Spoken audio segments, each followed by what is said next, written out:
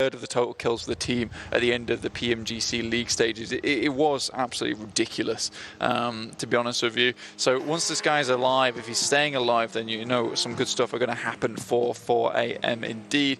And I think they're just getting warmed up. And after that win, they got our angle early on. They're already in a nice spot going forward. Footballists are just sort of vibing right now. Yeah.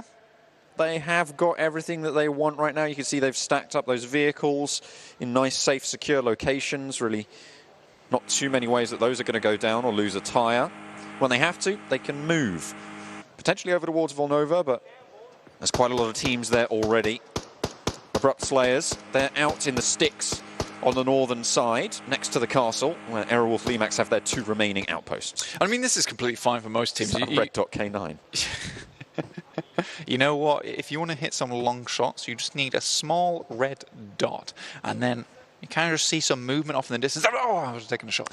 Actually, that's how the K9 works. It's no scope or no hope, to be honest. No scope or no hope.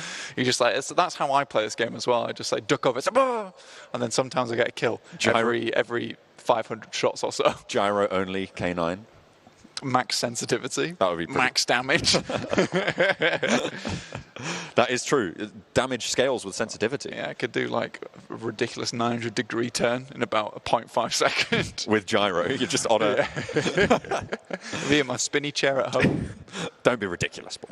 That's not how they play these games. I actually do know some people who do play in a spinning chair and that they actually just spin to change direction. I know some people who actually do that. I think Hot Jukes actually does that. I'd have to double check. I don't know where he is. I need Hot Jukes, please. Hot Jukes, please. Come here. Verify these facts that we're claiming about you. Oh dear. Na'Vi, they've made their push a little bit closer on the western edge of Winery. They're getting closer to RRQ as well. And might actually come to blows at this stage. Class Digital Athletics, they're holding out just to the south of Tovar. Do you play on a spinny chair? Of course, have to. It's the best, right? He said it's the only way. This level, dude, to be able to track a car, full 360. He's saying if you have to track a car, it's great. Full 360 motion. Full 360. Thank you so much, Hot Jukes. There we go. That's a verification on the cards. Hey, you know what? We got it done. That's all I'm going to say. Footballist, they have still maintained their sanctuary, their sanity as well for the time being. I mean, football is not the worst position for them. I just worry for them going forward. I mean, the circle seems to be heading more and more towards the northwest here. It will eventually leave them. Na'Vi towards that elevated position towards Winery. This is good for intel going forward. We know PUBG Mobile is an information game at heart. If they can acquire a little bit of that going forward, it'll be great for them. Let's take quick stock of these players. Na'Vi has 1 knock, as do Class Digital Athletics. You can see Matic going over to pick up his boy Meku. There we go. Not too sure where the knock came in from. I imagine that it was from Secret Jin. It's the only ones with real sight lines over to the position. Okay, yeah. There it is. There's Kingzo. Oh, it's the solitary samurai. Hits the bullet, but not quite getting the knock. Looks for another. 4 bullets in the magazine right now, blank, but he is going to fade away. Kangzo doesn't want to be isolated into his position. He knows there's 2 more members of Na'Vi out there biding their time.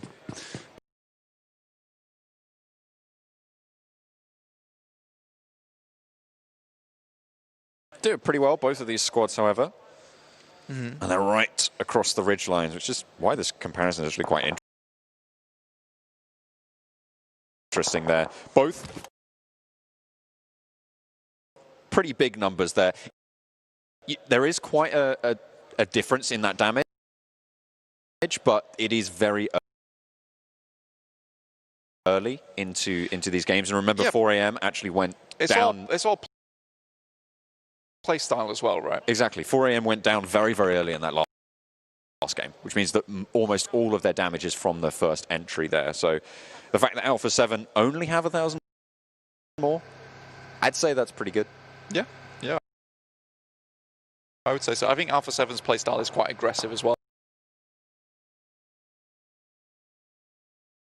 aggressive play. They learned their lesson a little bit towards the ends of the tournament, somewhat. They still have their foibles. But my eyes were twitching. That's why he said that. Yeah, absolutely. But they seem to have learned a little bit of a lesson there, and potentially so have everyone else. Alpha 7 have their wits about them. They've been controlling a lot of ground in the 2 games previously. We'll see if they're able to do that. Of course, they're on the eastern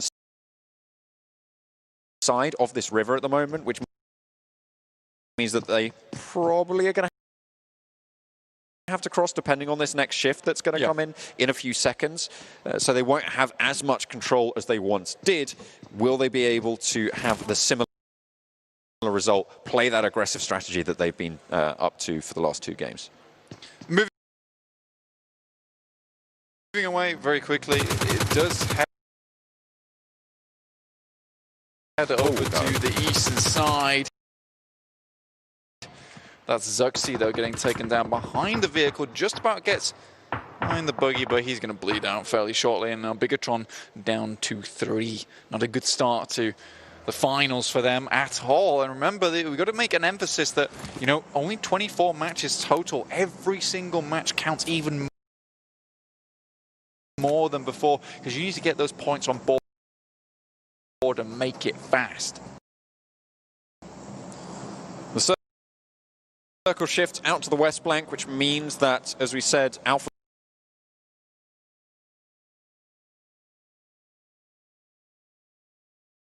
Oh, right, cheekily just makes it way down there like Spider-Man, just hanging from the ledges. A1 outside of the walls at the time being, just watching in towards Canadian Power. I mean, you'd imagine that A1 would know that there's a team currently in here. They are right on the cusp of the circle. They have some great advantage in terms of the area that they control. They'll be looking over towards Alpha 7, who you imagine is going to wait as long as possible over on this eastern side for the teams that might be gatekeeping them to move to a better position for themselves. Footballers is another one of those teams. They've come up from the bottom of Winery using that hilltop to gather that information, see where they'd like to go next, but it's RRQ who are currently in the way. Goodness me, is it first light on the 5th day? Because that's the row here on the top of the hill there, going in for RRQ. And they are looking from the south, not from the east this time around. So no. Maybe the comparison falls short, but potentially looking to dismount RRQ's position there. Some nice spots for them. Or they could just try and skirt around it. RRQ, a difficulty in front of them. And do they meet it head on, or do they try and flow around it? I mean, Lutz has already made his way through. You know, I actually really like this push from Lutz, from Footballers. He's a single player. He can make his way through on his own, fairly undetected, and try and provide a route for the rest of this team to actually bomb towards, which is absolutely fine. I mean, Footballers definitely need to do something with the next circle. About to pop very shortly. Gonna hit up onto our screens. Team Secret currently right in the middle. They've had some good luck here on Vikendi, and they have it once.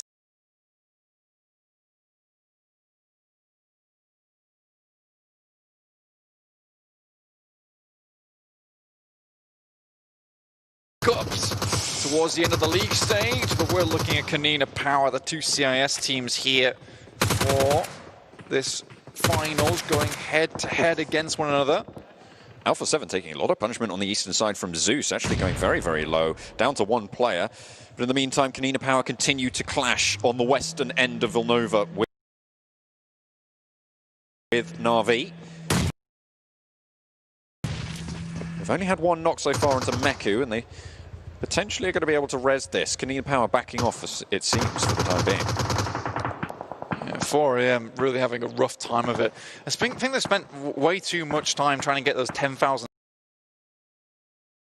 steps in a day at this point. I think they just need to get into the circle and find a position. We've seen so many times on Vikendi where they have just shot towards a position in the circle itself, find a nice compound.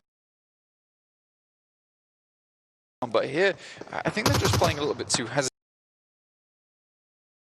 It's fine because they've still got some points on board from the beginning of the day.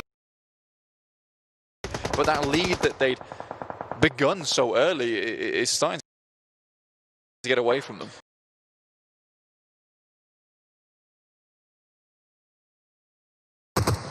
You know, Tixie should be dead there. That grenade exploded right within the frame, so only took a little bit of brunt damage there, unfortunately, for A1. So Tixie counting his lucky stars at the moment. Na'Vi now down to just 3. That Secret Jin also going out towards the south side. Nova XUF just holding it down over the side of the road. Lucky once, not so lucky again. Tixie gets knocked. The nade finds its mark this time around. And will be still in Volnova, the arena of their combat. Bigatron very, very low. Luxy last standing there. Has to heal up a sliver of HP. Both Ryzen and Microboy trying to hold on, but the spray down from 4 Angry Men will eliminate Bigatron for a 3rd time. Abrupt Slayers are eliminated as well. And so now it's just 4 AM on that northern side, thinking, where did everyone go? Footballist, maybe a little bit further to the south. Yeah, this is the hard crunch that happens every time here on Vikendi, where teams have to suddenly start bolting it towards the middle. Team Secret still holding down a beautiful compound within the middle of this one. And Class Digital Athletics continue to be consistent in this finals. Another good compound for them that they found on a similar trajectory made by Na'Vi. Na'Vi just went a little bit further than them. Digital Athletics decided actually to opt to stop a little bit earlier and hit up a compound here. Kanina Power looking to try and leave as well. We saw what they could do. A nade on its mark, beautifully found there from RRQ. 4 players alive. Looks like they're going for that res as well in the back. Beer 11 and D2E, brothers in arms, staying linked right now. The Phalanx moves on. King is just belting it towards Order at the moment. I'm okay with this. King seems to be really like the medic of the team, just rushing around, trying to find players to pick back up again, but RRQ will be having none of it. They won't allow this res to go through. They realize they need to press the advantage. Now it's a 4v3 between them and Nova XQF. Great position found for RRQ, but they still have a ways to go. They are not in the circle just yet. Not too many potential third parties as well. It's really only Class Digital Athletics who could chime in to this fight, which means it is basically straight head-to-head combat right now between Nova XQF and RRQ Athena. Looking to try and push on forwards. Ernie leads the charge. Up to the 2 blue crates. Jumps the gap. Drops to hit the deck. Smokes out wide to try and get the off angle. A knock goes over to Kanina Power as they take a fight on the hillside with Zeus around the windmills. Axa going low. 2 players down now for Kanina Power. Gonzo mounts up. Tries to get a new angle as Black-White will get flushed on out. As that's kills coming in thick and fast. Down towards Nova XQF as now it's Zeus who can third party into this fight as well. And everything's starting to pop off. Nova XQF, I believe that's them going very, very low. RRQ, all 4 players standing, and Kanina Power all but done as Frozen's out in the blue. Quickly check in with Footballist after that nice little push from Lutz. They found a position over towards this northwest side where not a lot of teams are currently congregating. So they're in a really good spot. Zeus continued to take that fight between them and Kanina Power. Gonzo trying his best to crawl into the circle whilst he is down. Na'Vi now out. It will look like Frozen makes his way over to it. So Kanina Power could possibly remain in this game with 2 players, but 8 teams now remain as the next circle will pop. Let's see where it goes. This could really change things up depending on the position. Down towards the south, not really any compound remaining within this one, just the barest amount of Nova XUFs as well as Class Digital Athletics. RRQ, remember they were tied for first place on 26 points now, so they can streak out ahead of the Abrupt Slayers who went down a lot earlier. And it's consistency that's seeing everyone safe here, although RRQ, they take a knock. Class Digital Athletics, they are echoing back and forth, 1 for 1, blow for blow, blank. They trade it off. RRQ, take 1 knock. Nova XUF, that's Powerboy down now for the team. Knock sent over towards Rex for Team Secret against the Footballist onslaught right now. They will have to move down south pretty sharpish. As Footballist looking to try and swarm around. They are on the back foot, but Secret potentially caught up in this compound. Might find it difficult to leave, but Yuhai Boy out the back trying to give them an escape route. I think that right now, Team Secret need to get rid of Footballers. This is probably high priority for them. Power Triple Eight with one knock on hand gives a little bit of breathing room to them. That's Paraboy taking down D2E. So Nova XQF continuing their reign towards this south side. Nova XQF, RRQ, and Class Digital Athletics right now waiting for someone to make that first move. Sprays coming in from Power Triple Eight, who again have to make that push. Such a tricky spot, and they all mount up. 4 to a vehicle for Power Triple Eight this late in the circle. If you get done, you're going to go down right into the middle. Such a risky play, but they managed to get into the zone, and that might just give them the advantage they need against Footballist, against Team Secret. Team Secret just are not having a good time right now. Great nades coming through. Footballers, they want to claim zone here. Move to the front. Loverson jumps around the side. That's 1 kill already found. Oh, no. Great jump shot from Matoy. Beautiful stuff, and will survive. Ice shot still up here. Matoy has to try and get out of there as soon as possible, but the blue is ticking. 2 players alive. Matoy gets knocked across the way. Ice Shots tries to stand tall, but Power Triple Eight are ready and waiting with open arms. However, Jimmy lands the shots from the sidelines. That is all the teams on the north now eliminated. Power Triple Eight behind their rock, looking to hold strong right now. The circle will shift. It will favor one of these 4 teams. All 4 points of the compass occupied right now, and Power Triple Eight are blessing their lucky stars as it shifts out northwest. This is beautiful for them. They have a lot of hard cover that they're currently holding down. Francis Lennox will have to leave their compound to RRQ. Trying to find a pick onto Nova SUF. There's the first one. King goes down. This is a really important game for RRQ. They have not held the trophy of a championship as of yet, but they've always been chasing it. And if they get some more points on here, it will be looking good for them at the start of this finals. Power Triple Eight trying to zone them away, looking for that res. A single nade would prove really quite bothersome for them. RRQ, they're down to 1. Yeah. G9 hiding out in the warehouse. Nade over the top. That's a Molotov, sorry, to stop Paraboy on the close peaks, but really, what is there left in the tank? Looking for the angle there, can't quite find it on the Molotov. Now G9 wants to get these reses. Paraboy reads it, moves on over the wall. Class Digital Athletics, they need to try and take some real estate in the meantime. And that's a Molotov. Did that just finish off both of them for Paraboy? Goodness me. Like you said, that was open like a book for Paraboy. He was just straight through those chapters. Great read from him. Now moves forward with the smokes unleashed by Jimmy. Now they can get further into this circle. Power Triple Eight are down on their knees. They have really taken a lot of hits. Jimmy survives, brushes that one off like it's nothing.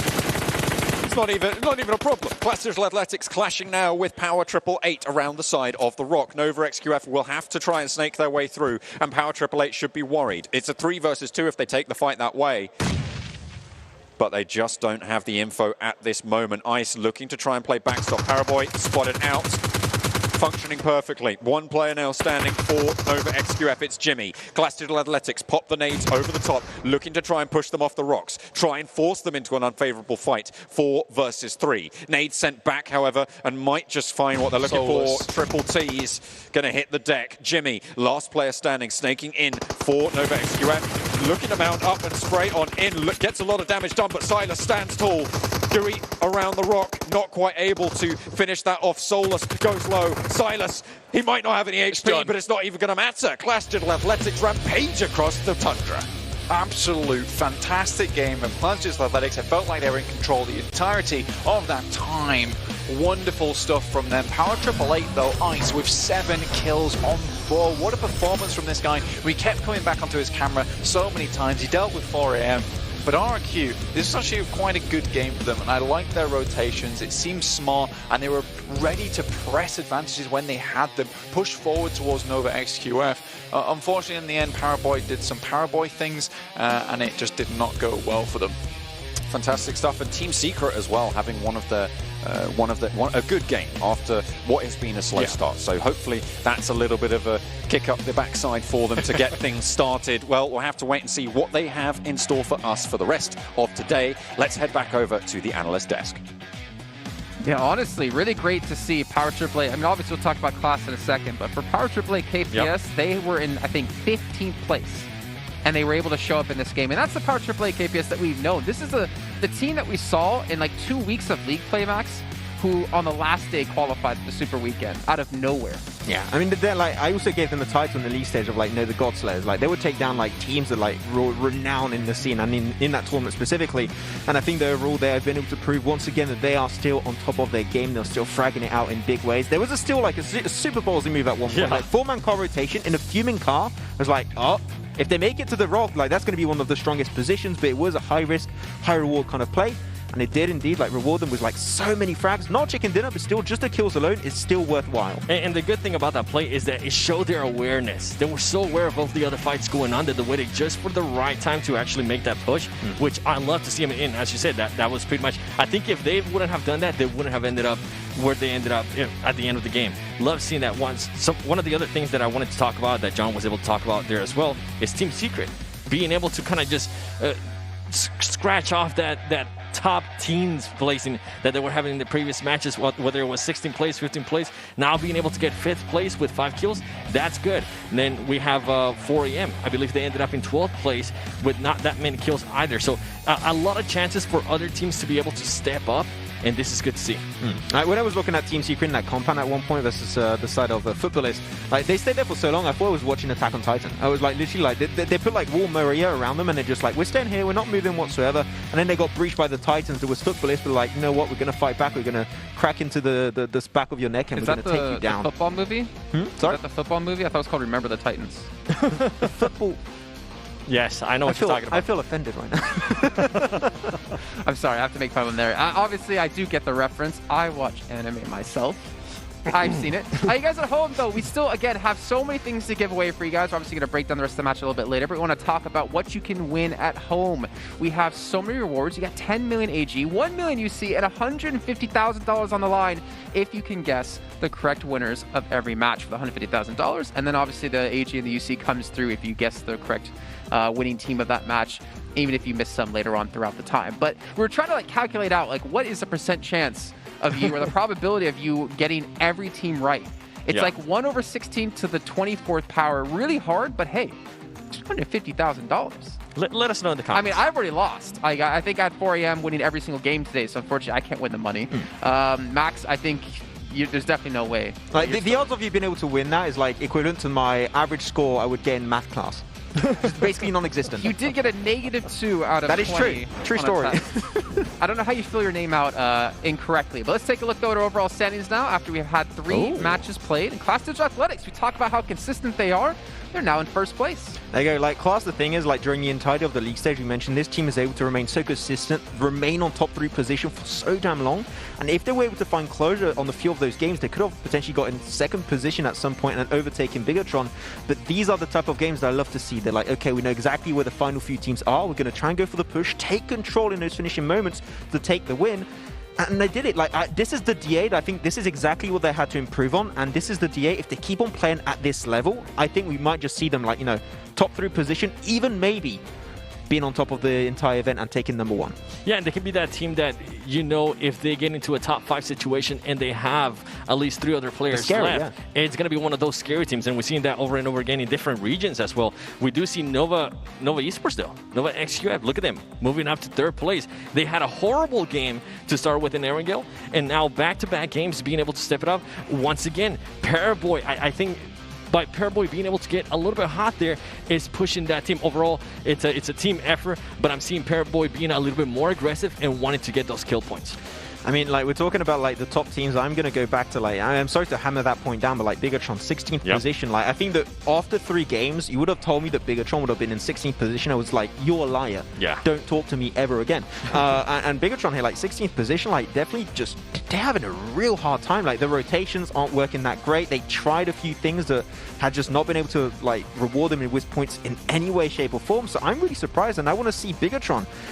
What are they going to do to fix that? Like, well, is it the question is that they have officially brought a sub with them this time, Liquid, Liquid, right? Yep.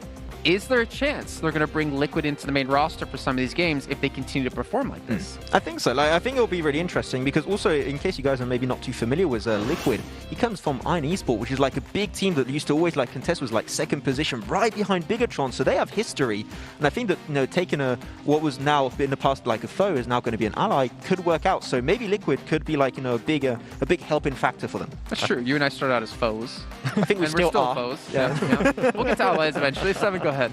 I was gonna say I don't think they're gonna make a sub, at least not in the first day. I think they're too much of a veteran team. They have way too good synergy between all the members of Bigatron right now. I think maybe if we continue to see this kind of performance going into tomorrow after the first game, I think that's when you might be able to start seeing some changes from them. It's so much pressure. We'll talk about Silas in a second here, but it's so much pressure to be Bigatron and to not perform. Yep. Because you have everyone in the world watching you. You have a lot of haters hoping that you lose. You have a lot of fans who are trying to support you to bring you back up. But to be the top dog for so long and then to slowly slip away, I don't know how you come back from that. They got to be able to pull something big out. I think it's just like slowly the end of an era, like in the PUBG Mobile esports scene. It is slowly coming to an end and coming to a closure. So, hey, just saying it. Really? I think maybe like you got teams that like just they're able to overtake Bigatron. I think it is coming to a closure pretty quickly. Yeah, I mean, there could be things in the background. We never know what's going on behind the scenes with that team. I know Luxy, I believe he ended up making a post. Something was going to happen in March. So we don't know what's going to be happening in March. But I'm pretty sure, you know what? Indonesia's having their back. I'm pretty sure they're typing in the chat #IndoPride. So I'd say it's just a fluke. It's only halfway through the first day. Let's see what happens. Yeah. BTR prank. I mean, look at 4AM. They ended up winning the first game. And then after that, in Miramar and now Vikendi, they haven't really performed to what we saw in the first game. Head-to-head, Power AAA and also Powerboy's going to be up there. That's actually 2 games in a row where Powerboy's doing really good, actually. He got himself 5 kills, top fragger, actually, on Miramar, now into Vikendi. Map is pretty similar in the playstyle. He's going to be also coming up with 4 kills and being one of those top players once again. But, like, Ice, like, 7 frags. Like, you keep that in mind, 7 frags for, like, what I call, like, once again in the league stage, like, the God Slayers of the lobby. And Ice did exactly that. He do be slaying. So, and something that I love to see there from Paraboy stats, it's look at the damage. We've been seeing so far all the MVPs usually end up with, what is it, 400? Less than 500 damage. Paraboy, 1,000 damage by himself. Usually that's an MVP performance right there. I think that the team overall they were able to perform really well. I think they were trying to get those skills on RQ Athena, but ultimately they ended up getting third party. But the aggressiveness that I'm seeing from Paraboy after the first game especially is something that you want to see out of a fragger like him. Yeah. Also now we're going to be looking over for some extra pieces of stats. And of course, you're going to be looking here for Nova. They got himself the highest total damage in that one. Are you surprised? Not really, no. Especially how you saw so much damage coming out from the side of Paraboy. So not too much of a surprise. But when you're looking at our team, it's going to be rotating a lot with vehicles and all that stuff. One team that comes to mind is going to be 4 Angry Men. Once again, 84.7% vehicle usage. They're the team that keep on rotating the most. They drop initially over onto the eastern side of the map across the river. They could not make it straight to the center circle because the circle kept on going to the west. They're like, we've got to go for the wide rotation, go to the bridge. It's going to be next to Cement Factory to enter through the north, which is what they did.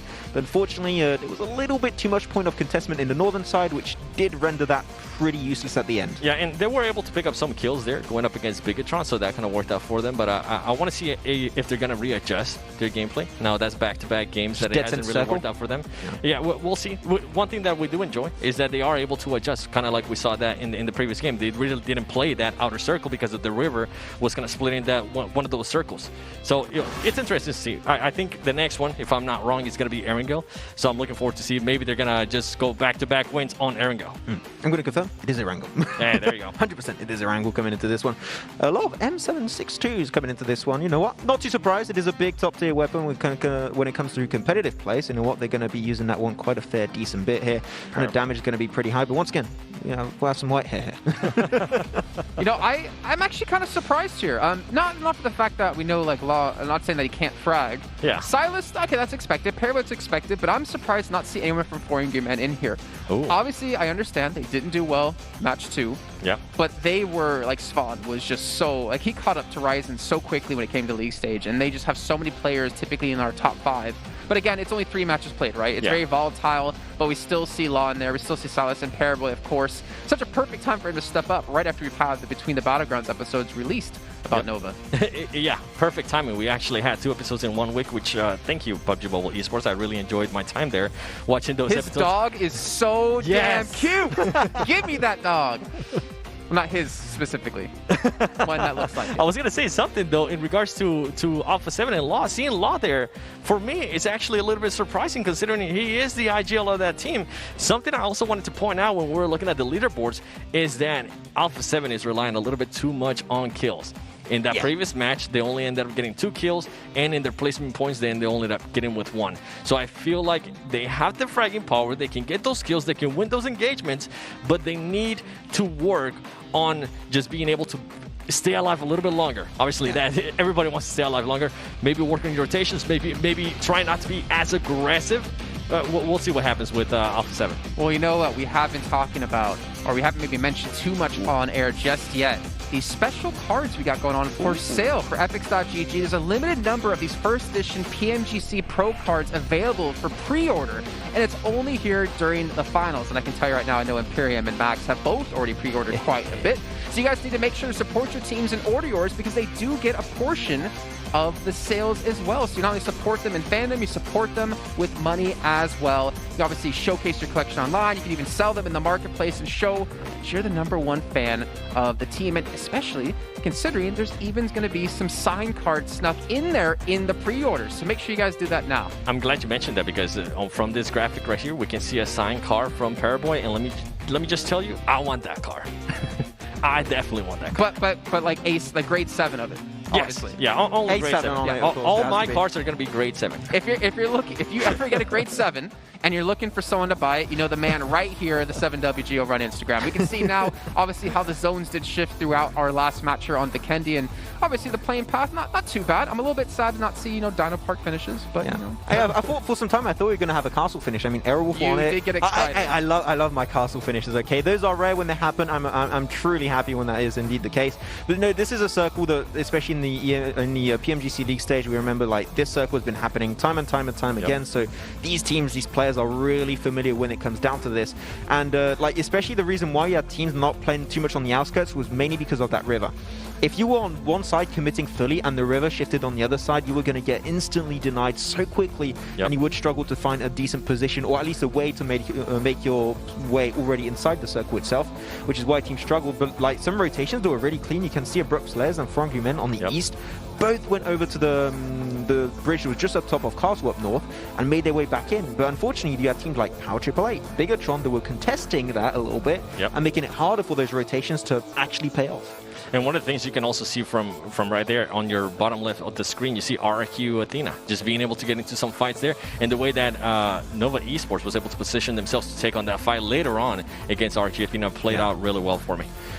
Then looking at Kanina Power in this one, like they dropped Volnova, right? And this is round where the circle was finishing. Volnova, they're very familiar, and unfortunately there were just so many teams that were on the outskirts of Volnova, gatekeeping, teams moving away from that compound, that unfortunately Kanina Power, that was too much for them to bear with, and they did tend to rotate a little bit too late away from Volnova, which at the end did cause their demise. Yeah, and with Team Secret, as we're seeing right there, one of the fights between Team Secret and Footballers, we saw Matawai actually being able to clutch Jump shot in the blue, like what? Yeah, I don't think anybody from the Footballers players, they were expecting that. I think they were just expecting maybe to just take an easy fight and finish off somebody else. But Matawai being able to kind of take on that fight, jump up, jump shot, kill the player from Footballers, move on, and sadly for him, he wasn't able to make it to the zone. He ended up getting knocked down by the zone. But overall, plays like that is plays that can not only give you a confident boost for yourself, but also for your team. Now, I actually really want to see some action shots in Epics.gg cards as well. I want to see like Matawai jumping. I want to see some like, for instance, Alpha 7, like they have the greatest poses when it comes to their pictures. Yes. But you know what? We're going to head to a break now while we get things ready for our 4th match of the day. We do have 2 new casters join us here on the desk. It's going to be Imperium and Hot Jukes, so don't go anywhere. This game ends with from the top side. In there, it's just Bumble by itself.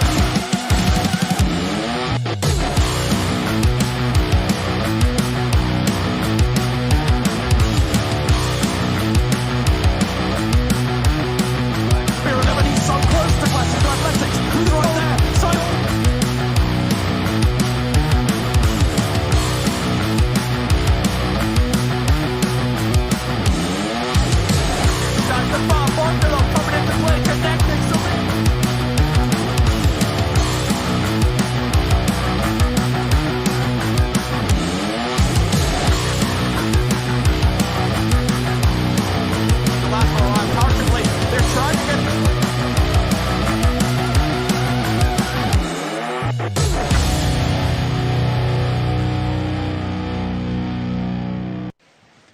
Sorry, ladies and gentlemen, I forgot Max has a contractually obligated amount of time to be on camera before we can go to the next match. So we're back here on the analysis desk here. Max, thanks for holding up. Analysts, just start game, please. We are obviously having a couple of issues, so we're just going to sort those out really quickly. But guys, I mean, obviously we have so many things that we can talk about, and I'm usually the one to drive the conversation. But you know what, Max? I'm going to give you the opportunity. What would you like to talk about right now? I want to talk about real quick about Secret Jin, actually. Okay, Secret Jin is a team that we haven't been talking about too much because they were like really into the league stage, like more those silent killers, and they did get close to like top 5 position on those top side of the scoreboards. And I was really impressed with how they were doing, especially like Cosmos and also Kengzo was doing really good for his team. But I've got to say that I've been seeing that they've been doing a lot of research coming into this one. Like their drop locations and their rotation path are really clean, but they're suffering in terms of team fighting. And I think that like it's just the level of gameplay of this lobby is just so high. Like there's 16 best teams in the world, and I think that here they need to try and refocus a little bit on what they're doing, how they breach, how they go aggressive. They need to fully commit to decision making, and I think that if they do tend to do so, they will be in a good spot, because currently you can see on the leaderboards 15th position. Like that is just not looking great whatsoever. So the thing about that is, I love how you brought up Secret Jin, because we've saw so many different teams in the league stage have those pop-up games. They had a 20-kill game on Erangel. They actually had 2 chicken dinners in that day on the Super Weekend. Like, they can't pull off some big numbers, but the fact is, anyone can do that. But Seven, I'm kind of surprised so far today. I mean, yeah, it's just 3 matches. Jason, calm down. We haven't had any of those huge games yet. Yeah, from anyone. And that's the one that I'm kind of expecting for next. And especially in Erangel, I wouldn't be surprised if we see 4 a.m. after, and I kind of want to stick with 4 a.m. here, since they ended up winning the first Erangel. I want to see if maybe they can do a great showing. We saw them during the PMGC League. They were able to get chicken dinners. They were able to get chicken dinners with 18 kills, which I think if they start doing that here, it would be amazing, especially after the performances there on Miramar and Vikendi. So this next match for me, I want to see 4 a.m. snap out of it, not end up being in those teams, not end up being in 12th place, 14th place. And I want to see another team that I want to see more consistency out of, especially after having such a great performance in the previous match, is going to be Team Secret. I want to see them being able to kind of put up a performance, because on that last match, as you can see right there on the leaderboard, they ended up getting all their placement points, and on top of that, they pretty much double their kill points. I mean, they had like a good position in the circle, like from the get-go, and they used it really well, and they were able also to defend that breach from Footballist. So it really goes to show that Team Secret, sure, their meme game on social media is really good, but their game also is actually pretty decent itself. So you know what, Team Secret, just a little bit further, and I'm sure they'll try and make it back in towards like that top 8 position in the leaderboards, because you've got to keep in mind also, we're talking about the top position, $700,000 for number 1, then 200,000, then 100,000, but still, like, if you're remaining in those top 8 positions, like, you still have some pretty big discrepancies, like, of cash price from position to position. So just a few kills might be the difference between you making like 50 grand and like, 100 grand. Well, you have to remember that Team Secret, they qualified 15th.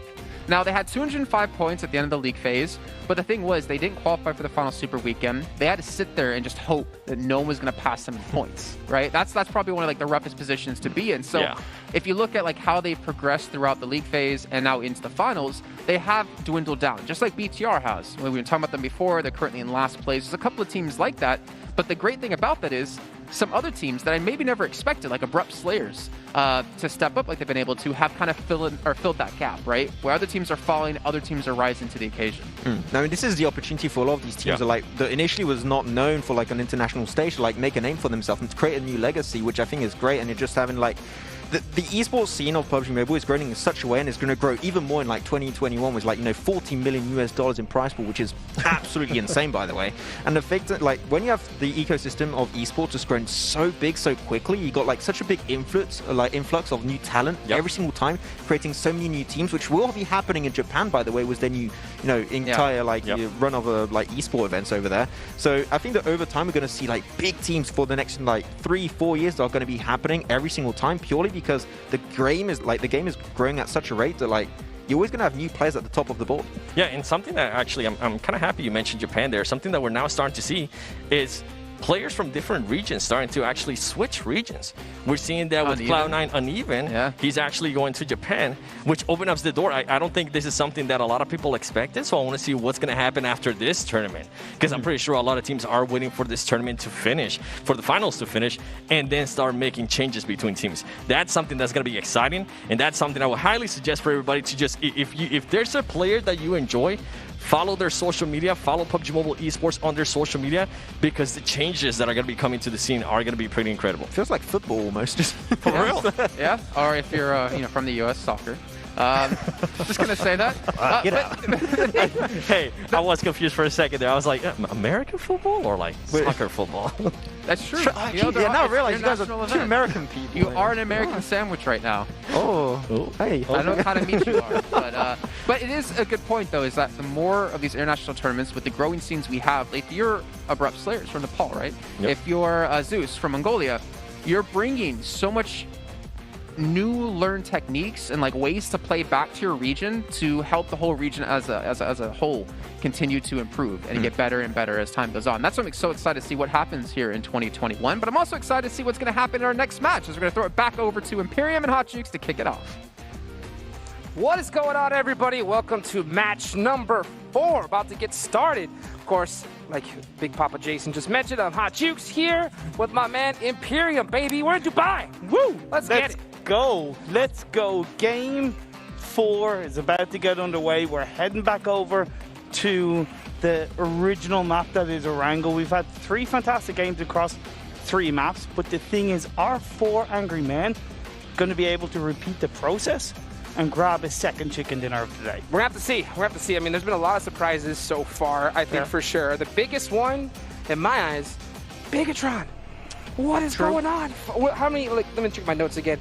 5 points so far? I mean, I had to double check that and really look closely. I mean, I know, right? I could almost put the house on that they would have been in at least top 5. Top 5. 5 know, points halfway through through day 1. That's pretty insane.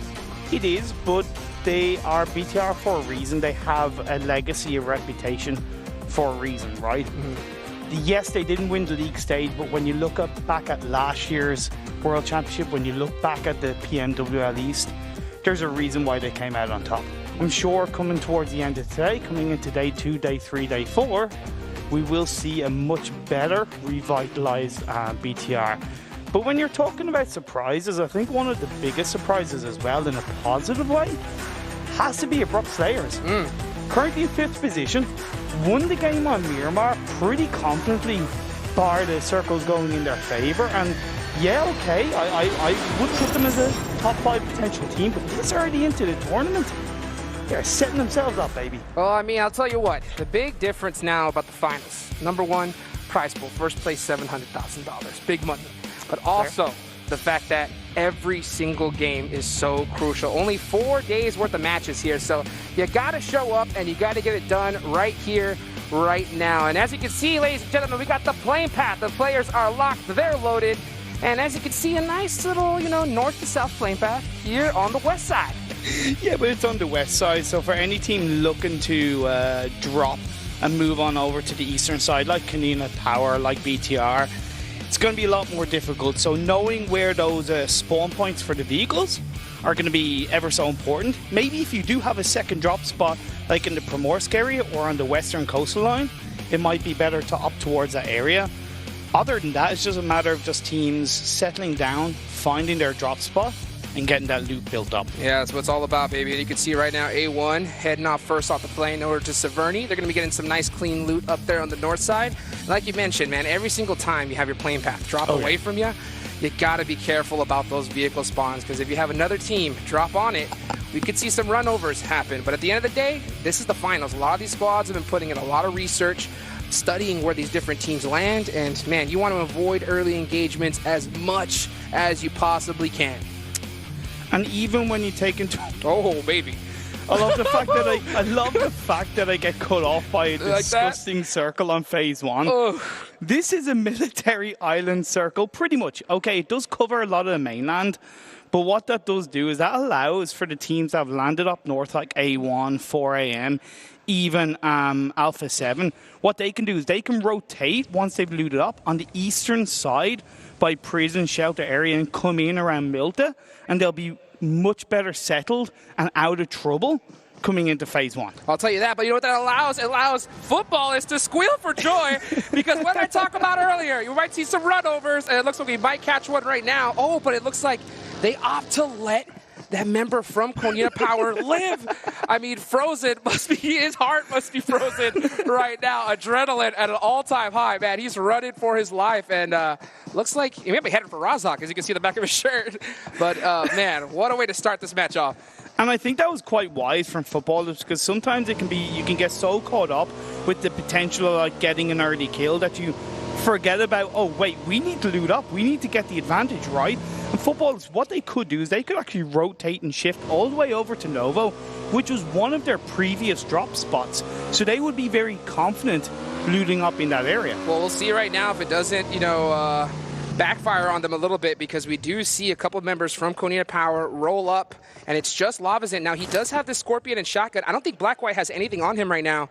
So these guys are just getting started looting. Oh, and the shotty, baby, to start things off straight to the face. Hello.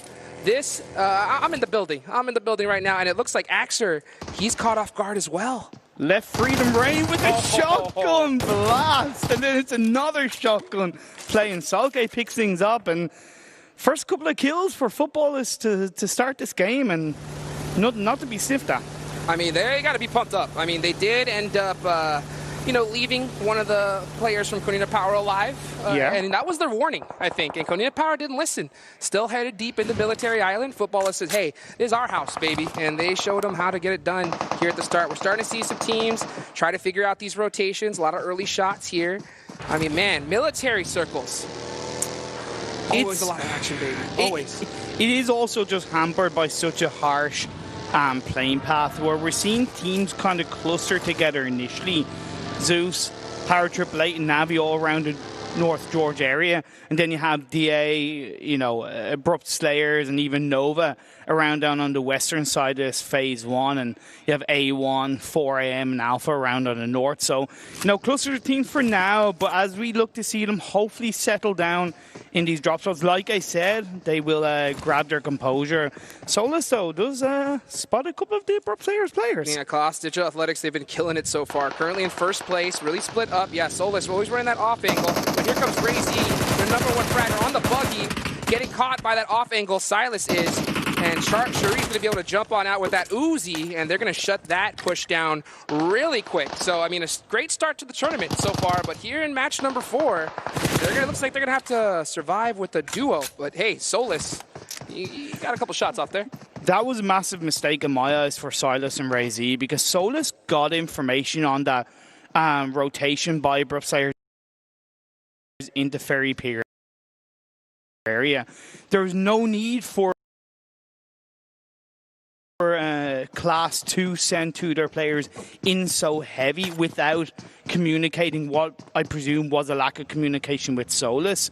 They could have actually gotten that pincer movement by using Solus to gather more information and go for a much more calculated engagement. I mean, they could be feeling themselves. I mean, they've been crushing it so far, so maybe they're like, hey, you know what, let's just push it on over. But at the same time, you gotta respect these teams. I mean, we got the best on the planet playing here. I mean, if you just get a little lazy on just one player, we've seen some 1v4s happen in the past, so we'll definitely see how these teams opt to make these adjustments going on. Nova heading on over to Military Circle, able to get through that bridge relatively safe, but oh, Order catching Kingso, trying to do a pit maneuver. Oh, switches seats with the Thompson, puts a couple shots onto him. Looks like they're gonna let him take off on his merry way, though. That was a close one. If that was any other vehicle, I reckon he still would have died, because as much as another vehicle would have given him more protection, that bike is super fast on acceleration, 100%. right? So he was able to just get out of the line of sight of those shots. But BTR Zuxi is going to come in, gets one knock, gets a second knock, and that's 2 kills for BTR. That's huge. They needed this. I mean, they definitely need to get some early kills to kind of get that momentum going, to get a little bit more confidence, because, I mean, the way they started off this tournament is pretty relatively shocking, at least in my eyes. But match number 4, this is a really good turning point to kind of show up, and we'll see if they're going to be able to do that. And as we look on over, we're seeing these teams still getting looted up. One thing, I know you guys can't tell right now, but on the map, 4 a.m. coming always north side. Never mind, yeah, 4 a.m. getting caught by A1 Esports. Wrong building, sir. Wrong building. And that was purely down to a slow rotation from 4 a.m.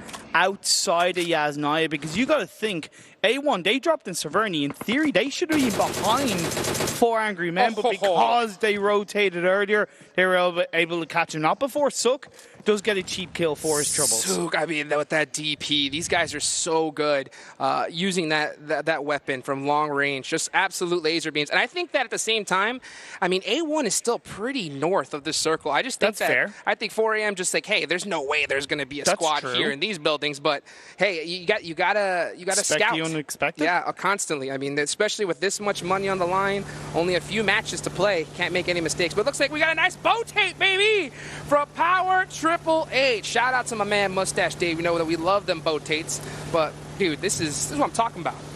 I always remember the first thing that really surprised me in a positive way when it came to boat rotations were Team Queso. Oh, yeah. Back in 2019, the prelims in Berlin.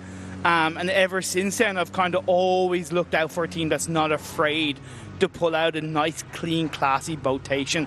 And especially with the military island phase 1, there's a much higher chance that the southern part of the island, untouched, unscouted, unlooted, unbooted, and Power AAA taking advantage of that. Got to be real careful, though. I mean, that boat, it's like 9 bullets, and that thing is exploded. So you'll see, like, if a player even hears a shot comes at that boat, everybody jumps out. But it looks so far, I know you guys can't see it right now watching, but it looks like they're going to be able to make a decent rotation. But hey, we got a second boat tape. It looks like coming from Navi. And at the end of the day, I can't really blame them. I mean, especially considering you got to know that those bridges are completely locked up. I think that might be too late, though. That's true. They are already behind right now. Like, it comes to a point, that threshold of a boat rotation where it kind of goes from good to bad is very fine. We'll have to see how it works out. Phase 2 pops up. It centers up quite nicely, but what is actually quite good for the teams is that it still stays down south with like 90% of the circle on the military island. Yeah, I love to see this cam right now as we're watching a race with the boats, baby. A boat racing simulator right here, right now live. And full squads. I mean, just rocking this strategy. Suk got a little boat on his lonesome over here, just trying to play it safe. I mean, we're seeing all the strats being pulled out here at the PMGC. Looking at where teams are currently positioned, Alpha 7, who has been noted on the analyst desk, have kind of opted to go for the edges circle positions and maybe relying too heavily on kills, are still actually in the blue. They're nowhere near the northern edge of this circle. I fear that's going to once again hurt them at the end result of this game. Yeah, you're going to have to be able to pull off some massive kills, but you got to get those results, those final placements as well. But then again, I mean, this tournament, 24 matches total, so you know, if you're able to get a good couple chicken dinners, that's going to be brutal. But we'll see right now as Order putting down some fire onto RRQ. They don't have a boat. They wouldn't be one right now if they even had one, as you got to watch out for that DP. But they're just trying to sneak their way, swim on way into this military circle. Kunina Power down to 1 player. Gonzo's left standing. But the members of Footballists are surrounding him, swarming him like flies to light as Rom dips down with the buggy. He might not know Gonzo's there, actually. Yeah, snake in the grass, something you always have to worry about. Ram is going to be able to get this loot. They do have 3 kills to start off this match, so they're feeling off pretty well. 2 on the side of Konina Power, as we saw at the initial drop, and it is just gone. Oh, what? Loots! I know. With the vehicle! Oh, if he would have killed them with that vehicle, that would have been insane. But Gonzo, he heard that, and he is just staring in that direction. He is just holding this dip for dear life. Like, the Zen mentality required to not fire shots in this situation, even though you are the last player standing on your team. It requires more than you think, right? You know, and I think as an ex-pro player, you would understand this a bit more. It's natural for a player to want to shoot right, to want to get those shots off and get that knockdown. But when you're on your own, you have to stay composed. That trigger discipline, you got to have it. And especially considering that, you know, he's just on his lonesome right now. Even if he gets a knock and thirst, the rest of that squad's going to come in hot to get that finish. So opting to play it safe for now. Can't blame them. We'll see the rest of these squads try to figure out their way in. We still have a few teams have not made it yet into the military circle. Alpha 7, they're coming in really late from the north side. A1 holding that bridge on the east side right now, and it looks like that bridge is clear. But at the same time, I mean, you always got to be careful. You never want to get bridge camped. They will want to scout this a little bit, even if it's just for 30 seconds, send a player over. Possibly, even though they're down to 3 players, even just to send a player over and make sure it's all clear across the way. Gonzo has been able to survive as footballers up to play for the central area before this next circle pops up. Navi, Power Triple 8, they both survived the botations. Yeah, and you can see right there, RX Jax did hop in the boat over there on the side, so they're trying to scout it out and play it real careful as A1, I'm sorry. And look at this circle rotation. Imperium, tell me all about it. Man, pretty much all the teams that were looking good inside the previous circle are looking good in this circle. It's clustered over to the west side. It does hurt Team Secret, who are still in the mainland. RQ also might get punished unless the teams that are in front of them get distracted as football is looking for the side of Navi. Oh, look at this. Shots going all over the place. Rom wide out in the open. Haven't hit that lay down behind that bug. He needs to get out of here, though. Yeah, unfortunately, just stuck out of position. Is going to get pieced up by Navi and thirsted here. And that, to me, that was kind of footballers just taking a rotation that they didn't know about. Yeah, that's a really tough one, though. It looks like Solke. It isn't Sunday. He's going to have to hold it down, though, with that Uzi. 1 HP, trying to pull up some shenanigans. Oh, throws the Molotov. Gets the nice little burn there onto Zeus, but Zeus coming in hot, baby. They're going to get that finish on the football list. Burn, baby, burn. Disco Inferno. Nice play by Zeus. Hey, their team that really have had a very progressive set of games so far without really sparkling. So if they can just kind of stay working on this effort, I really think they'll get more strong results. Yeah, right now, Bigatron, they're set up really pretty right now. Micro Boy, I mean, just not even holding his gun, just playing it really, really passive. These guys need to put some points on the board as soon as they possibly can. Ryzen doing the same thing. We're starting to see some action, though, on that bridge. A1 with the Dante with a great shot there onto Senatexa. This is zone number 3. It's starting to hurt a little bit. And he's going to get that first aid, get these confirms. I mean, every point is just so critical, so crucial in these finals. And Dante, I got a chance to talk to A1. Dante, he's their main fragger, and he's the first one in the building, and he's also a thumbs player. Thumbs gyroscope. You don't see that very often coming from your rusher on your squad, but man, he's doing a damn good job so far. As are the whole of A1, right? They're the sole representatives of Bangladesh. The first time a Bangladesh team has been at a major PUBG Mobile tournament. So joy Bangla to them as they look to fight their way into the top of the overall standings, one game at a time. I love that ejection as well. I mean, he got that confirmed, got that point, said, you know what? I'm going to go ahead and take on off, get to zone. And they're going to be able to make it out alive so far. But right now, looking at the map, we're starting to see Abrupt Slayers getting a little bit of action with Team Secret. RQ rolled up onto Bigatron. And did D2E get that 2-piece right there? Fantastic play by RQ, but I will say it was off the back of BTR being distracted by the likes of Aerowolf in front of him, maybe not expecting a team to be coming from the coastal line beside him, but you got to surprise, you got to be able to prepare for that. And BTR, once again, looking a little bit slow on these circle shifts to react to them. I'm surprised. I mean, they're playing this super passive. I mean, usually we see them when they have this kind of zone just play a little bit more aggressive, but I mean, RRQ, I mean, that is nothing but an aggressive squad. So they're going to push you if they catch you slipping, and that's exactly what they did. Next zone, going on up to the nice little north shift, back into the mountainside. So we're going to go ahead a little bit further away from military base. It's going to be interesting to see these squads set up here. And it's going to be so important for Airwolf to join up as a full squad in the center of this phase because they'll want to create a metaphorical controlling area around them. Abrupt Slayer is down to 1, Cherry thrown down. He's going to get taken out, and U-High, boy, rocks up high, grabs that final kill. Abrupt Slayers are out of here. U-High getting it done right. Love to see that from Team Secret. Moving on over, Dante just came from that bridge. Oh, what a spray right there. Catching just the tip of the head of Corpai, getting him knocked down. You know, he's got to be feeling himself after that one. And at the same time, they got to get into zone, get a secure position, and gatekeep the heck out of Power Triple 8. You know that's what's on their mind. Plus, they've also got to recognize 4AM and Alpha 7 playing along this area as well. A1 a little bit slid off before him. They don't seem to really know where they want to go on this entryway into the circle. Yeah, this reminds me of that Miramar match. You know, they kind of got caught out of position. They're kind of riding that blue. They love to go ahead and just hug that circle, go to that hard shift side where it's normally open. But at the same time, this is zone 4. That Papa Blue starts chunking you. And, 6-9, snaking his way, getting caught by Alpha 7. Dante looks like it's all up to him to figure this one out for his team. See, here's the thing.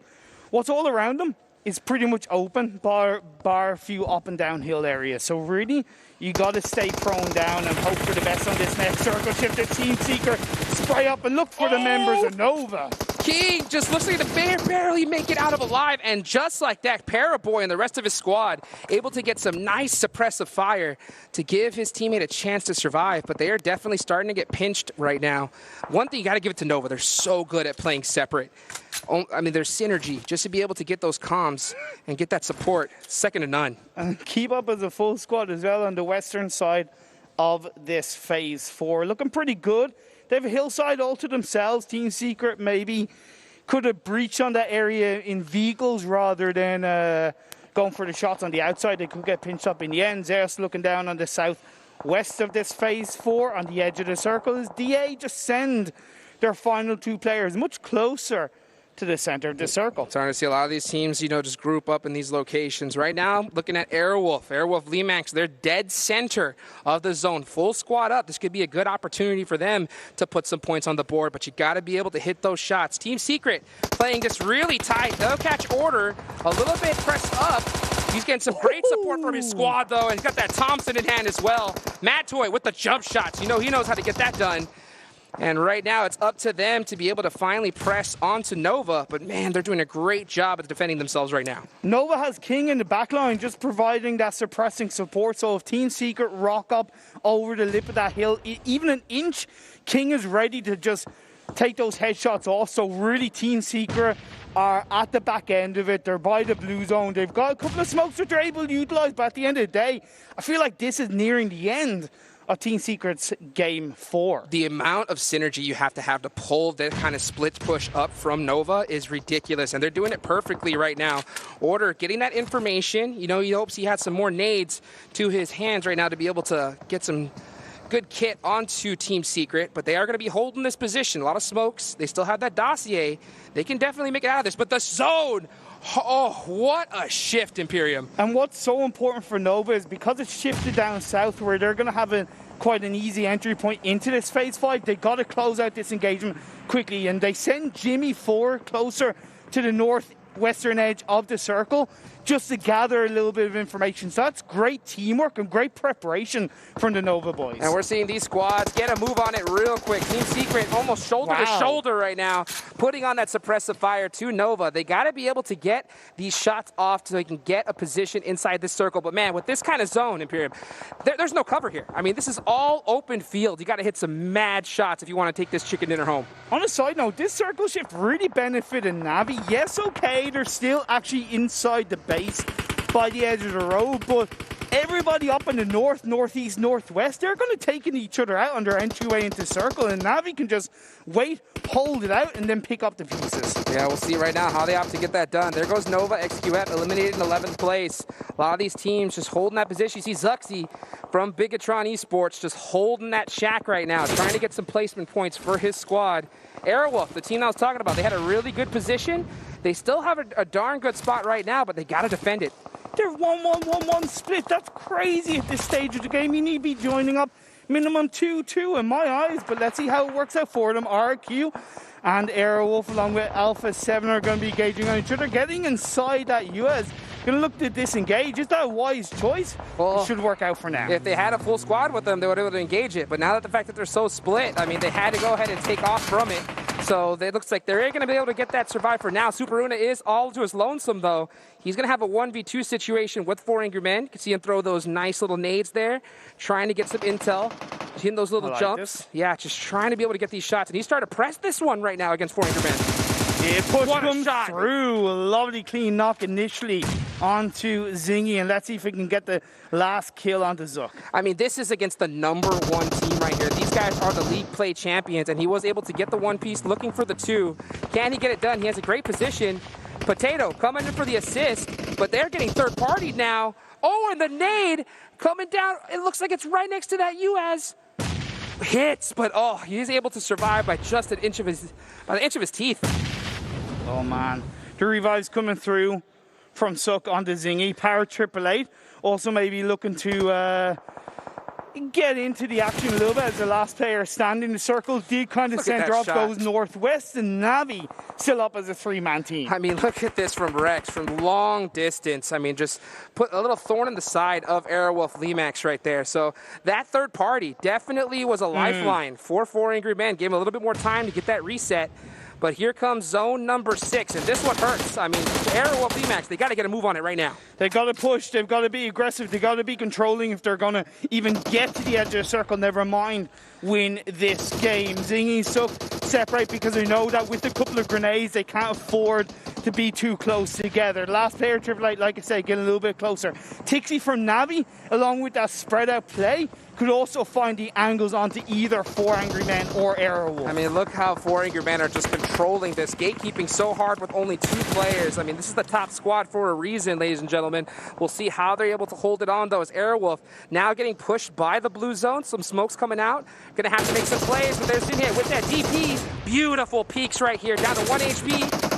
Oh, peeks back and forth onto Renare, and there is Airwolf Limax taken out, and 4 Angry Men just so tough to kill.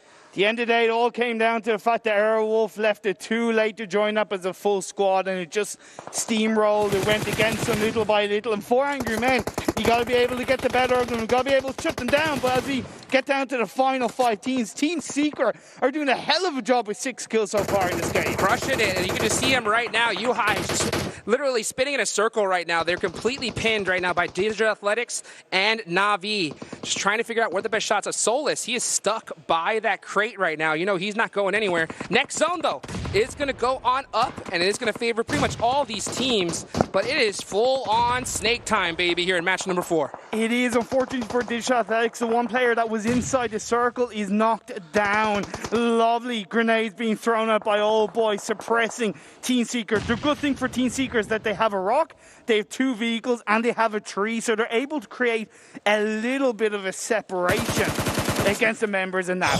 Oh, Sook. You know this guy does not miss. Able to get another nice kill. And now 4 Angry Men are going to have the man advantage. Just 2 Angry Men. I mean, these guys, I kid you not, you get knocked after knocks on them, but they just get so many resets and are just so difficult to take out.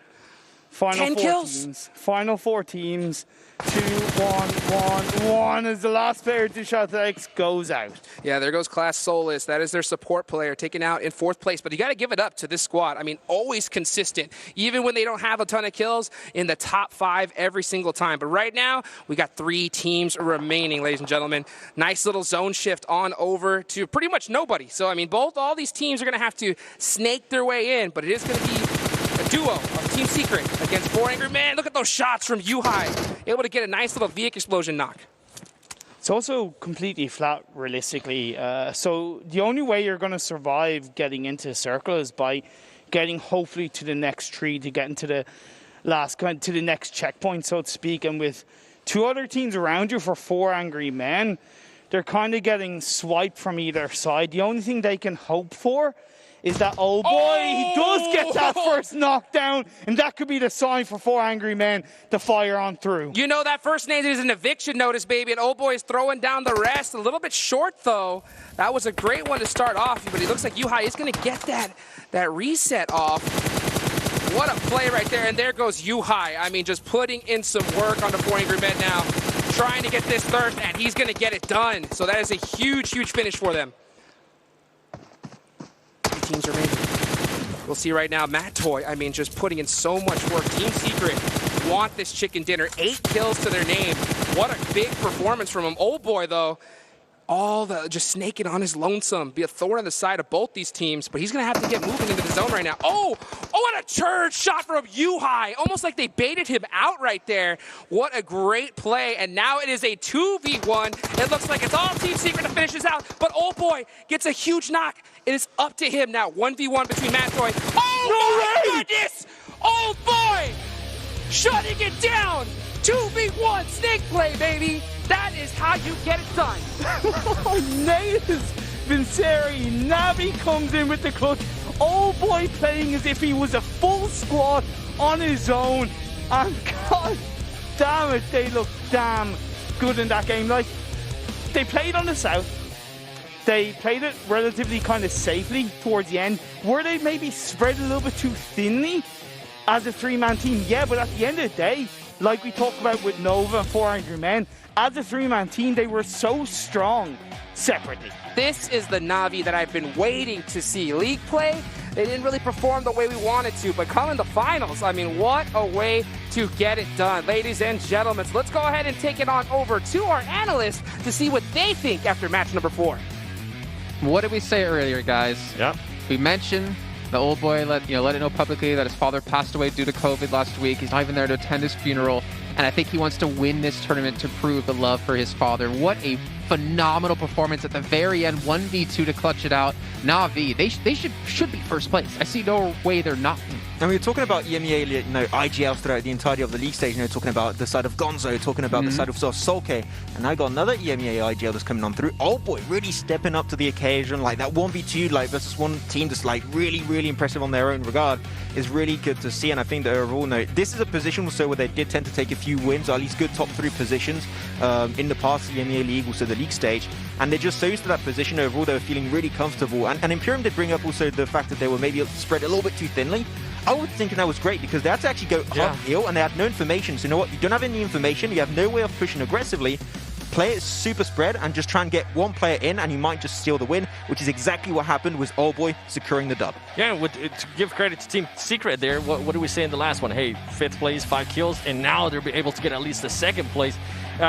With me, I feel like we just got to see this skill of Old Boy. Yeah. We have known he's capable of these things. It was a 1v2v2, and luckily for him, Team Secret and 4AM ended up fighting each other. Something that I did enjoy that Old Boy was doing is that he wasn't really staying still. He kept looking for a chance to knock anybody. He kept throwing those nades, knocking people over and over again. Team Secret twice, actually, with some spectacular nades. The Molotovs were a little bit too low, but then as soon as he would knock him, then he would go around the other car and start keeping an eye on 4AM, making sure that there was nobody trying to get a flank on him, making sure that he knew exactly where they were, and he was also shooting at them, which is, the ballsy play that he just made there. What this makes me think of is in the episode of Between the Battlegrounds with Old Boy, with Adder, Old Boy was saying, yeah, in the past, I lost my focus, I didn't want to be the best, but I have that back now. Adder, I want you on the team. Yep. And Old Boy has just shown right there, he definitely has it back when it matters.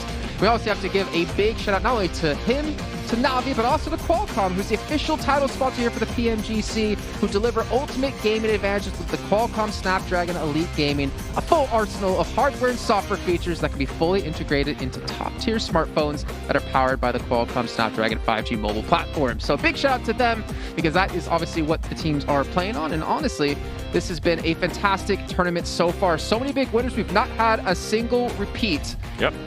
But we now have Na'Vi climbing up the ranks. And you guys at home, hopefully for your sake, you voted for Na'Vi to take the victory, because we still have the millions rewards quest with the AG and the UC, and of course the big bucks on the line. 10 million AG and 1 million UC if you do guess the results correctly. You don't obviously get all of that. That would be amazing. You get a portion of it. But if you do guess every team correctly across our 24 matches, $150,000 split between all of the winners. That's a lot of money. But Na'Vi, they don't want 150K. They want 700K. Yep. Yes, because 700K is bigger than more than 150K. So I know you failed at math, but I will confirm 700K is more than 150K. That's a step in the right direction, okay? But I think that pretty much right now we already all got it all wrong. So I think we will. Oh yeah. We've already taken 150K. You know what? So you guys at home might be able to still try your best to hope, at least, if you got everything wrong so far. So Max, keep on going. Can I bring something up? Cool. So before the game started, I asked you, what do you want to talk about? Right? I'll give you the option. I'm the one that usually chooses what we talk about. I wanted you to choose, right? Oh, no. You said you want to talk about Secret Jin. Oh, no. Now, Team Secret Jin went out last. Is the Curse Man back? Are you no longer Max Man? Are you the Curse Man? I think the Curse Man is back, actually. You know what? Fair enough. Fair enough. You're agreeing to it. Oh, Jason, be careful. I haven't cursed you yet, okay? So it might arrive eventually, okay? It might happen. Don't mess one with day. me too much, okay? Just don't curse me in my relationships. You can see here our overall standings now.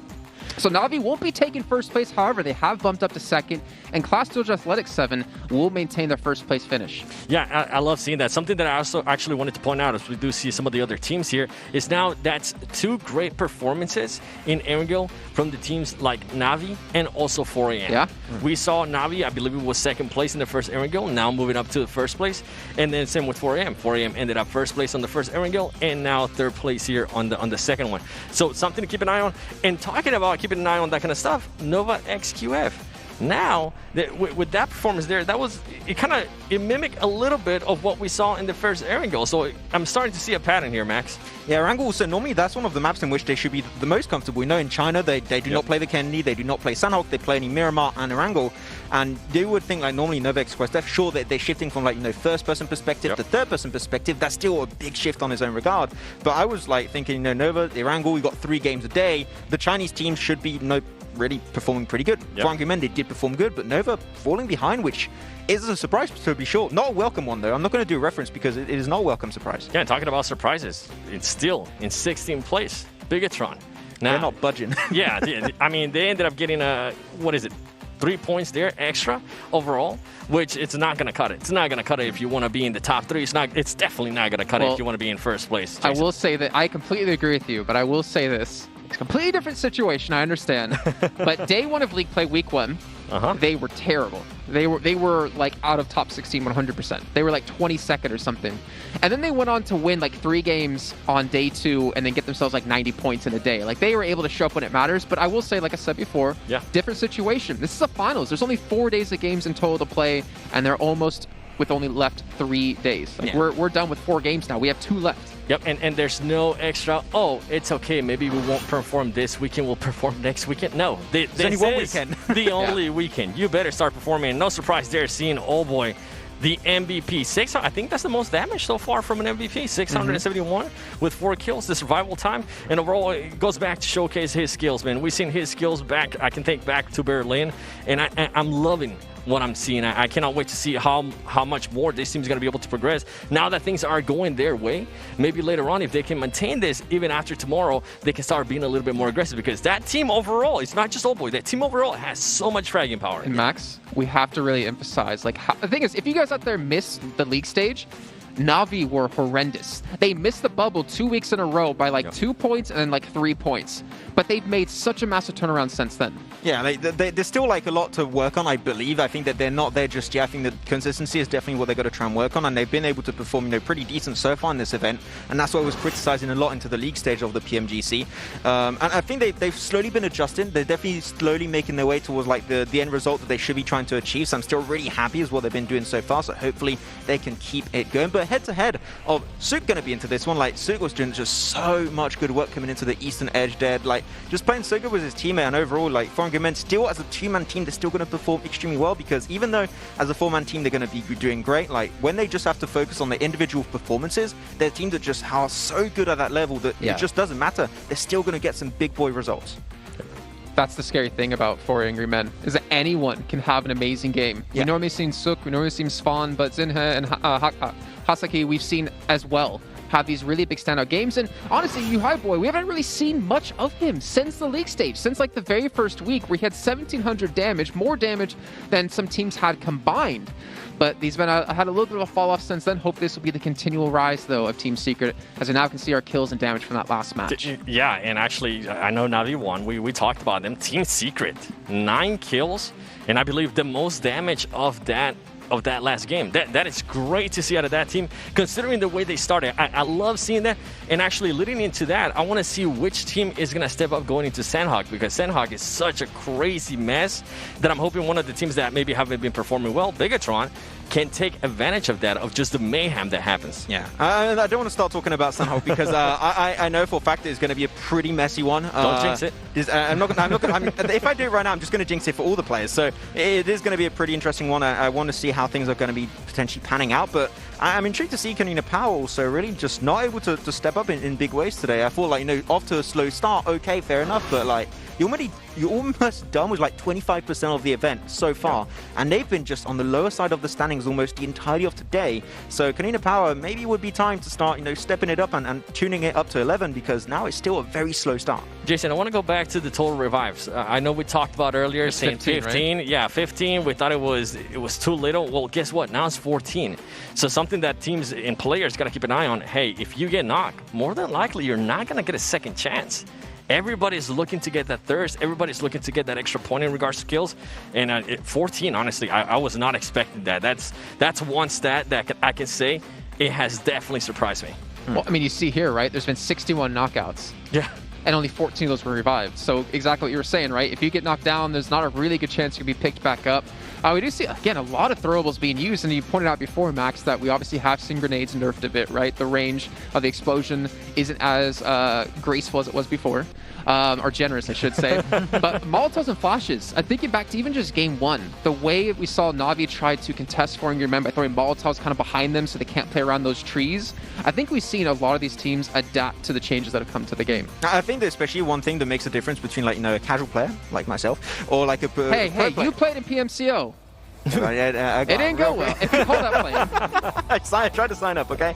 But like players don't use it mainly to do damage. Sometimes they use like utility to force players out of respective positions, like hiding behind a tree, chuck a grenade. You know that grenade's not going to do any damage, but then you just got the line of sight. The moment he moves away from that position, you line it up, and that's an instant kill coming your way. So they're using it in really, really nice ways. I am enjoying it. Like, we did see then the circle popping up really early, and I think that here teams, like especially on this pop-off specifically, they're like, okay, we're 100% going to go to Military Island. And I'm surprised, like, we did not have too many big gatekeeping positions, because team were actually really respectful on their rotations. Was actually a lot of rotations coming on through, especially from Na'Vi. Yeah, and talking about Na'Vi, they did that ball rotation once again from the west, right? Every single game so far, it has been from the west. They tend to land on that area. They continue to do that. Now, if they continue to have this great performances, teams are going to go back and look at tape. They're going to be seeing where everybody's going. They're going to be trying to readjust. They're going to be trying to just create new strategies, because it might be different than what it was from PMGC League. So I want to see. I know everything's working right now for Na'Vi, but in the next couple of games, if possible, I do want to see a little bit something different from Na'Vi and still have it work for them, just so they don't become stagnant. Yeah. And they're only basing it off on just one thing, because if for some reason everything falls apart, oh man, that's when teams can definitely crumble. Yeah, talking about falling apart, that like Airwolf had such a good spread. Like, once again, just like the Erangel game on game 1 today, that's such a good spread. A lot of information, a lot of also aggressiveness coming out from their spot. And unfortunately, that circle that came downhill in like an open terrain, they were just like, we can't rotate there. There's already teams down below. We're locked on that mountaintop position. We can't do anything. And unfortunately, if the circle went towards them, that could have been a win for Airwolf, but it was just not going to be the case. But oh boy, those grenades on Team Secret, man, like, you can't do anything because you don't even know where they're coming from most of the time. Yeah, I was surprised that he didn't end up getting both of those players' skills. I was actually surprised. I think Team Secret just ended up running out of utility as well. I think with them knowing that Old Boy was there, if they would have had some extra grenades, I think it would have been an easy pick, and then they would have just had to worry about 4 AM. But this is all after the game, right? We can definitely just pick everything apart. Overall, Old Boy, the way he was able to handle that finish, it's amazing.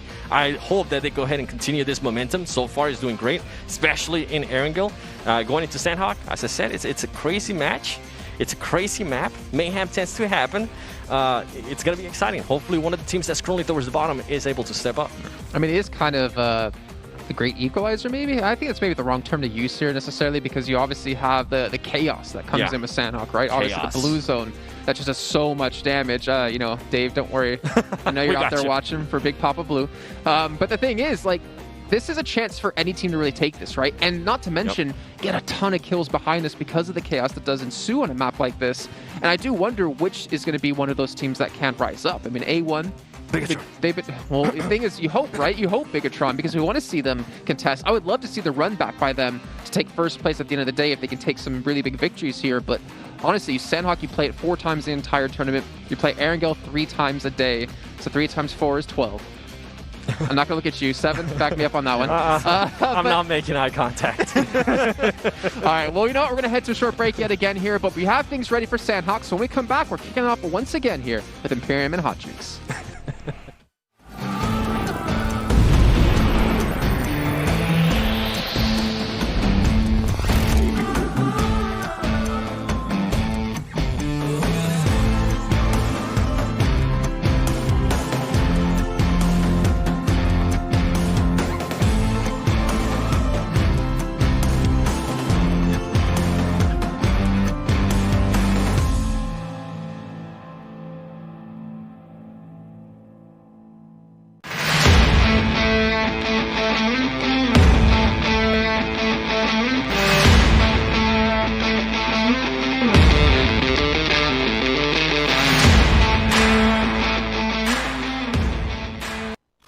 OnePlus 8T. This has the 120 hertz, so it is wicked smooth. 15 minutes will get you charged up for a whole day. And this has a quad camera too. We got a 48, a 16, a 5, and a 2 megapixel. Woo, baby, what a day of matches, man, so far. It's been absolute insanity. And first of all, my heart goes out to Old Boy, his family. Obviously, hearing that story is absolutely insane. But, man, what a way to get it done there in that last match. We got 2 matches still left to go. And the crazy part about that is after today, a quarter of the tournament is completely finished. I mean, but at the end, it's so huge. It's so huge. I mean, every match has been so crazy, but they're so important. And like Jason said, only 4 Sandhawks that are going to be played in this entire tournament. But well, you definitely know, Sandhawk, that's a game where you can get a ton of kills and a huge chicken dinner. It is the kind of map that is unpredictable when you involve the circles, when you involve the craziness of the 3 islands, but I do think it is controllable. There's a way that you do master Sandhawk, you know, kind of think of Karate Kid, wax on, wax off. There is a way to get the better of that map. Teams that are able to, when I look at how teams are performing so far in this finals, Alpha 7, bar the bad results they've had, when they played on the edge of the circles and when they have been dominating kill-wise, they've been very controlling. And if they can apply that to Sandhawk, despite how crazy the circles can get, I really think they can pull out a strong result in this Sandhawk game. I was about to say, if you know a way to handle the madness of Sandhawk, I was like, tell me, because in my eyes, the only way to be able to handle that is if just Papa Blue loves you. That's I mean, because man, Sandhawk, I kid you not, circle 5, circle 6, well, that zone pops 30 seconds. I mean, you just got to start running for your life. It's so true. It is. But that's where if teams are thinking even just kind of half a step ahead with those circle shifts after the 12-14 minute mark, yeah, okay, you might go into a fight, but in my opinion, you're better off fighting with more space ahead of the blue zone rather than fighting when the blue zone is right on your back in phase 5, phase 6.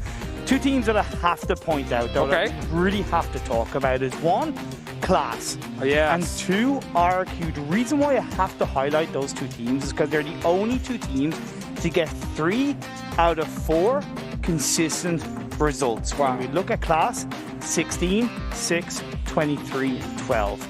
RQ, 11, 15, 12, and 5. That level of consistency over the first 4 games, yes, both the teams have shown it in the past, but when you look at Class, they've captured a chicken dinner.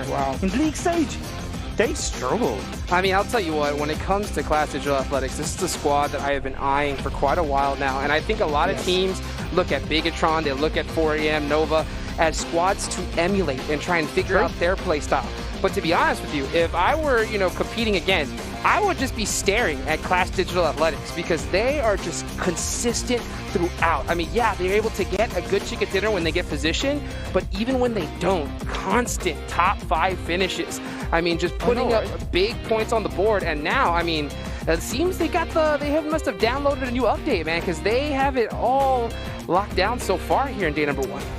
It's just about, as a team, if you just feel comfortable and synergize and all the players are just playing on the same kind of mindset and everything just fits in. It doesn't matter if you struggle at the start of the game, because to be fair, there was one point in that game, in that last game, where Class entered the circle. I think it was phase 5, phase 6.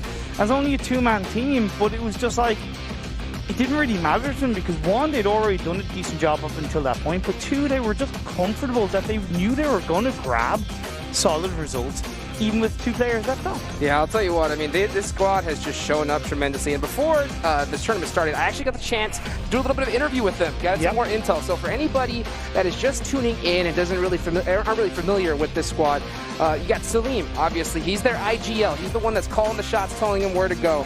Silas, he's running that off angle and one of the second fraggers as well. You got Ray Z. He's the main gunner. He's the one that you want first inside the house. And then Solus, he's the one in the back running support. We saw him survive in the last match at the end. Another cool tip is that they're all full gyroscope players. So they're all full gyro and 3-finger claw, which we like to call paw. Really? Yeah, 4-finger is claw, 3-finger is paw, baby. Oh, is it because it's like a doggo or a catto or something like that? Because you got 4-finger claw, right? But then 3-finger is paw. Okay, That's the way it's done.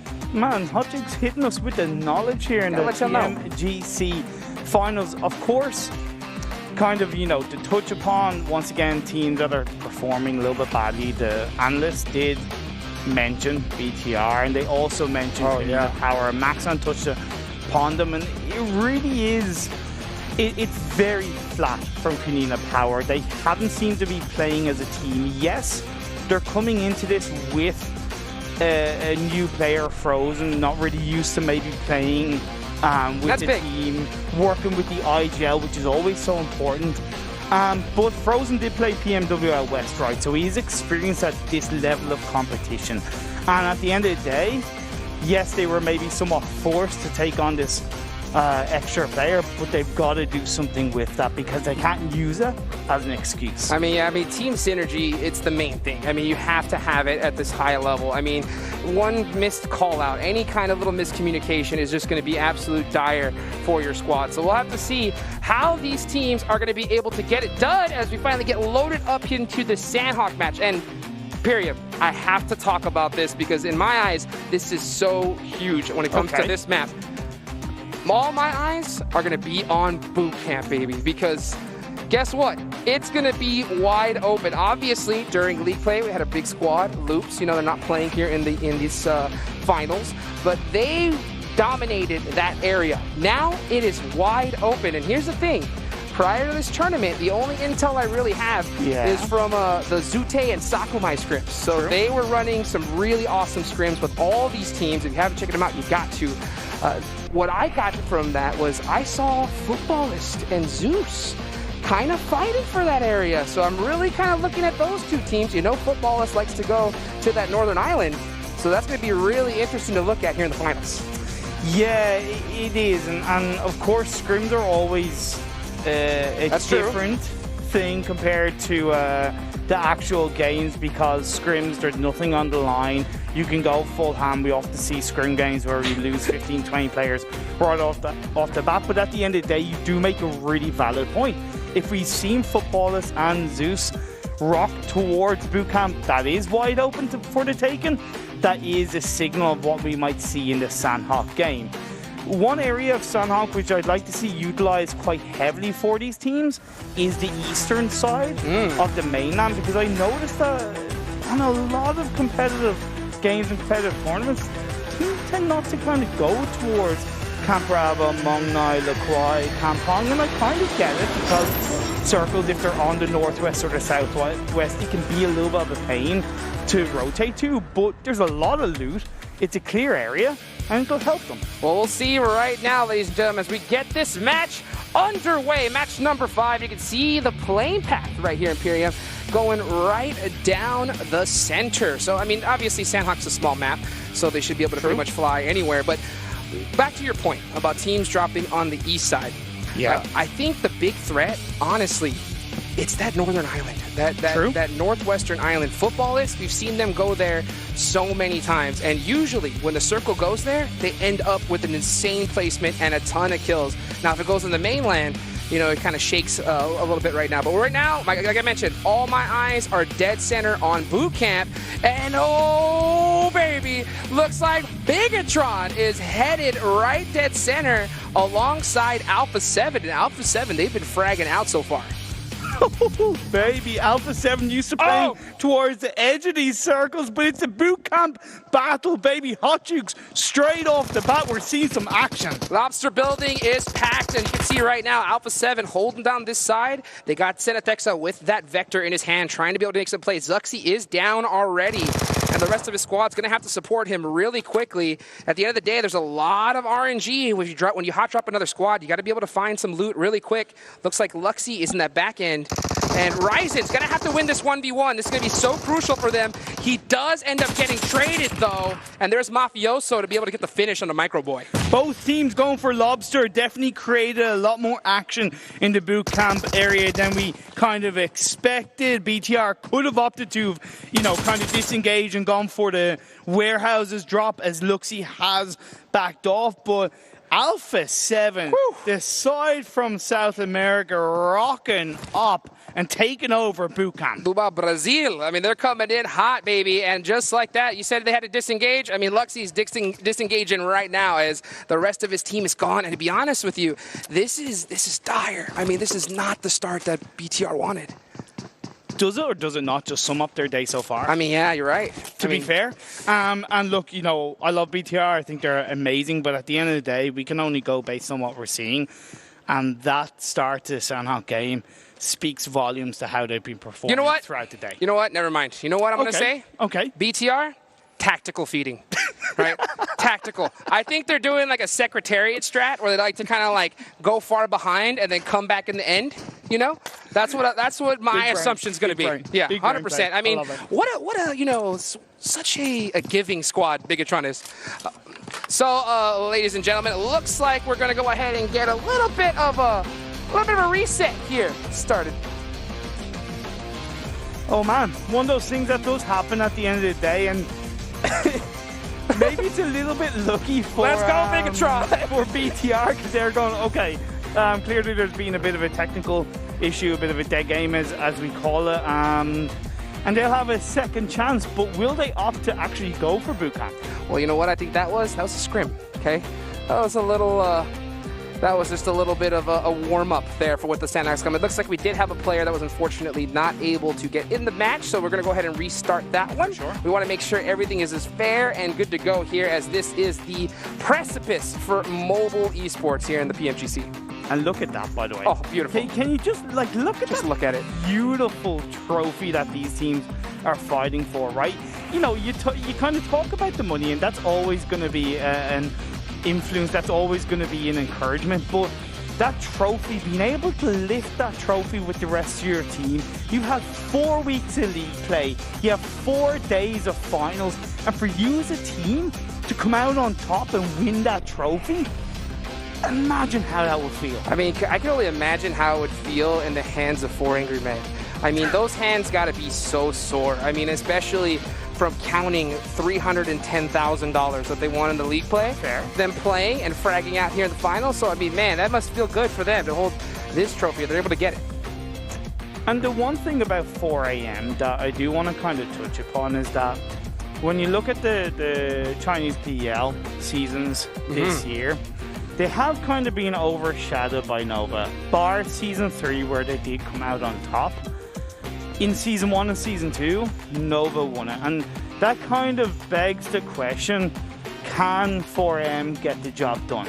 Yes, in the PMGC, they won the league, so that's fair enough, but that's a league that involves 8 other teams, way more variables. It's a different kind of thing. Whereas finals, I wonder, can they get it done? Well, we're going to find out right here in a short break, ladies and gentlemen. So we're going to go ahead and take it on over to a quick break, and we'll hopefully get back with match number 5 very shortly.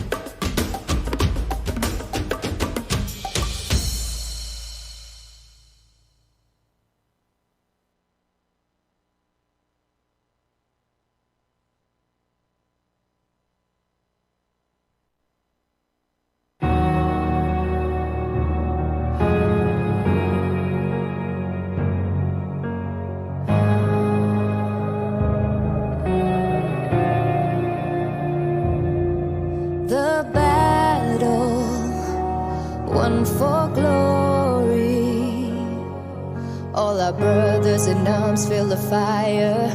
We're conquerors, never back down. The battle tells our story of survival. The challenge will never be over. This is the race, it's not the end. Can't see what's written tomorrow. Some call it fate, but one thing I know, this time I will be in control.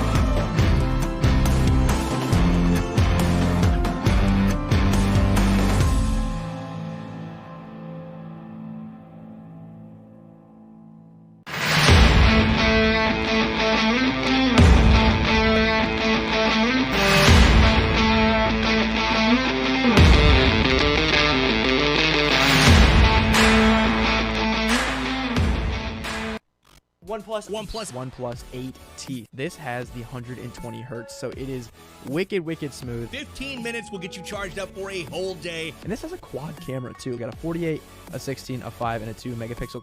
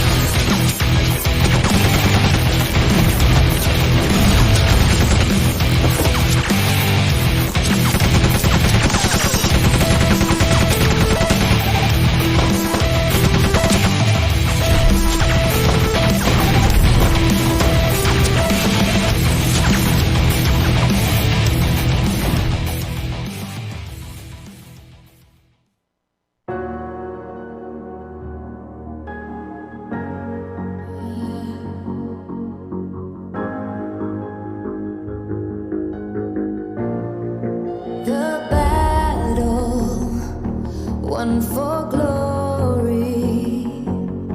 All our brothers in arms feel the fire. We're conquerors, never back down.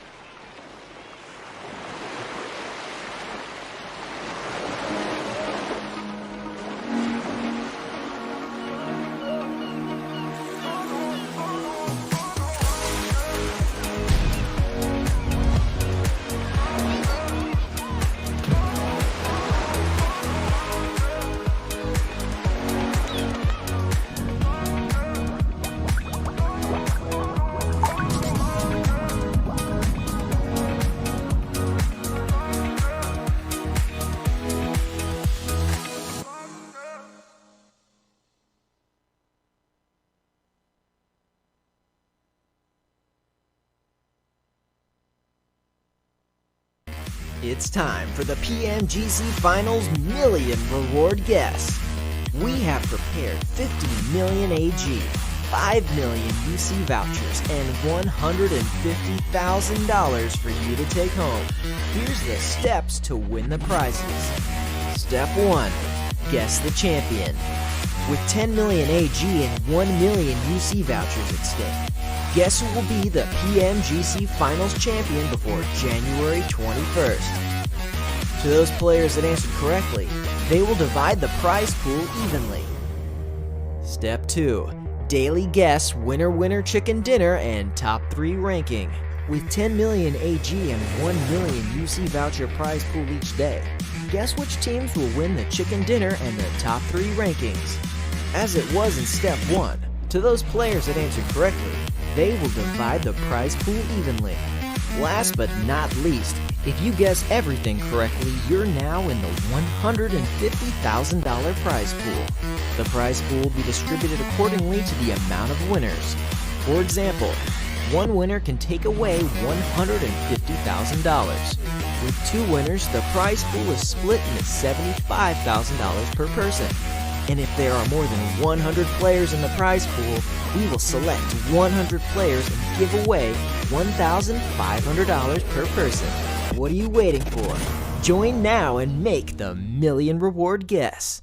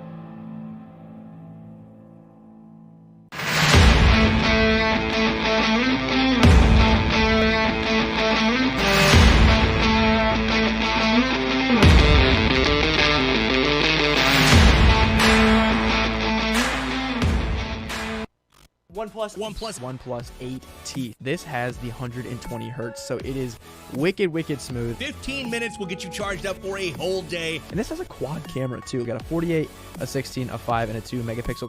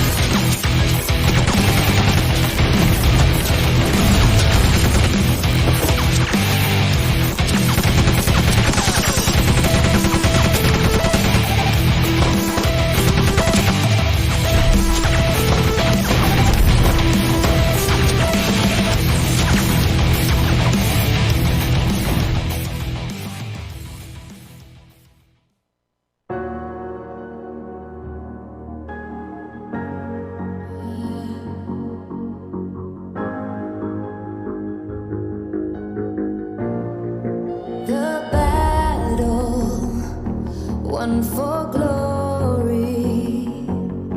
All our brothers in arms feel the fire. We're conquerors, never back down.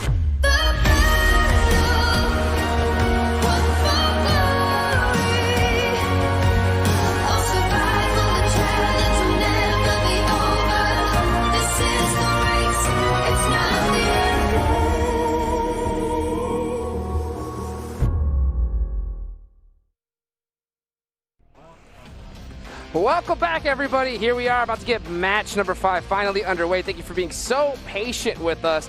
But, oh, man, is it going to be worth it? Because we got Sandhawk, baby.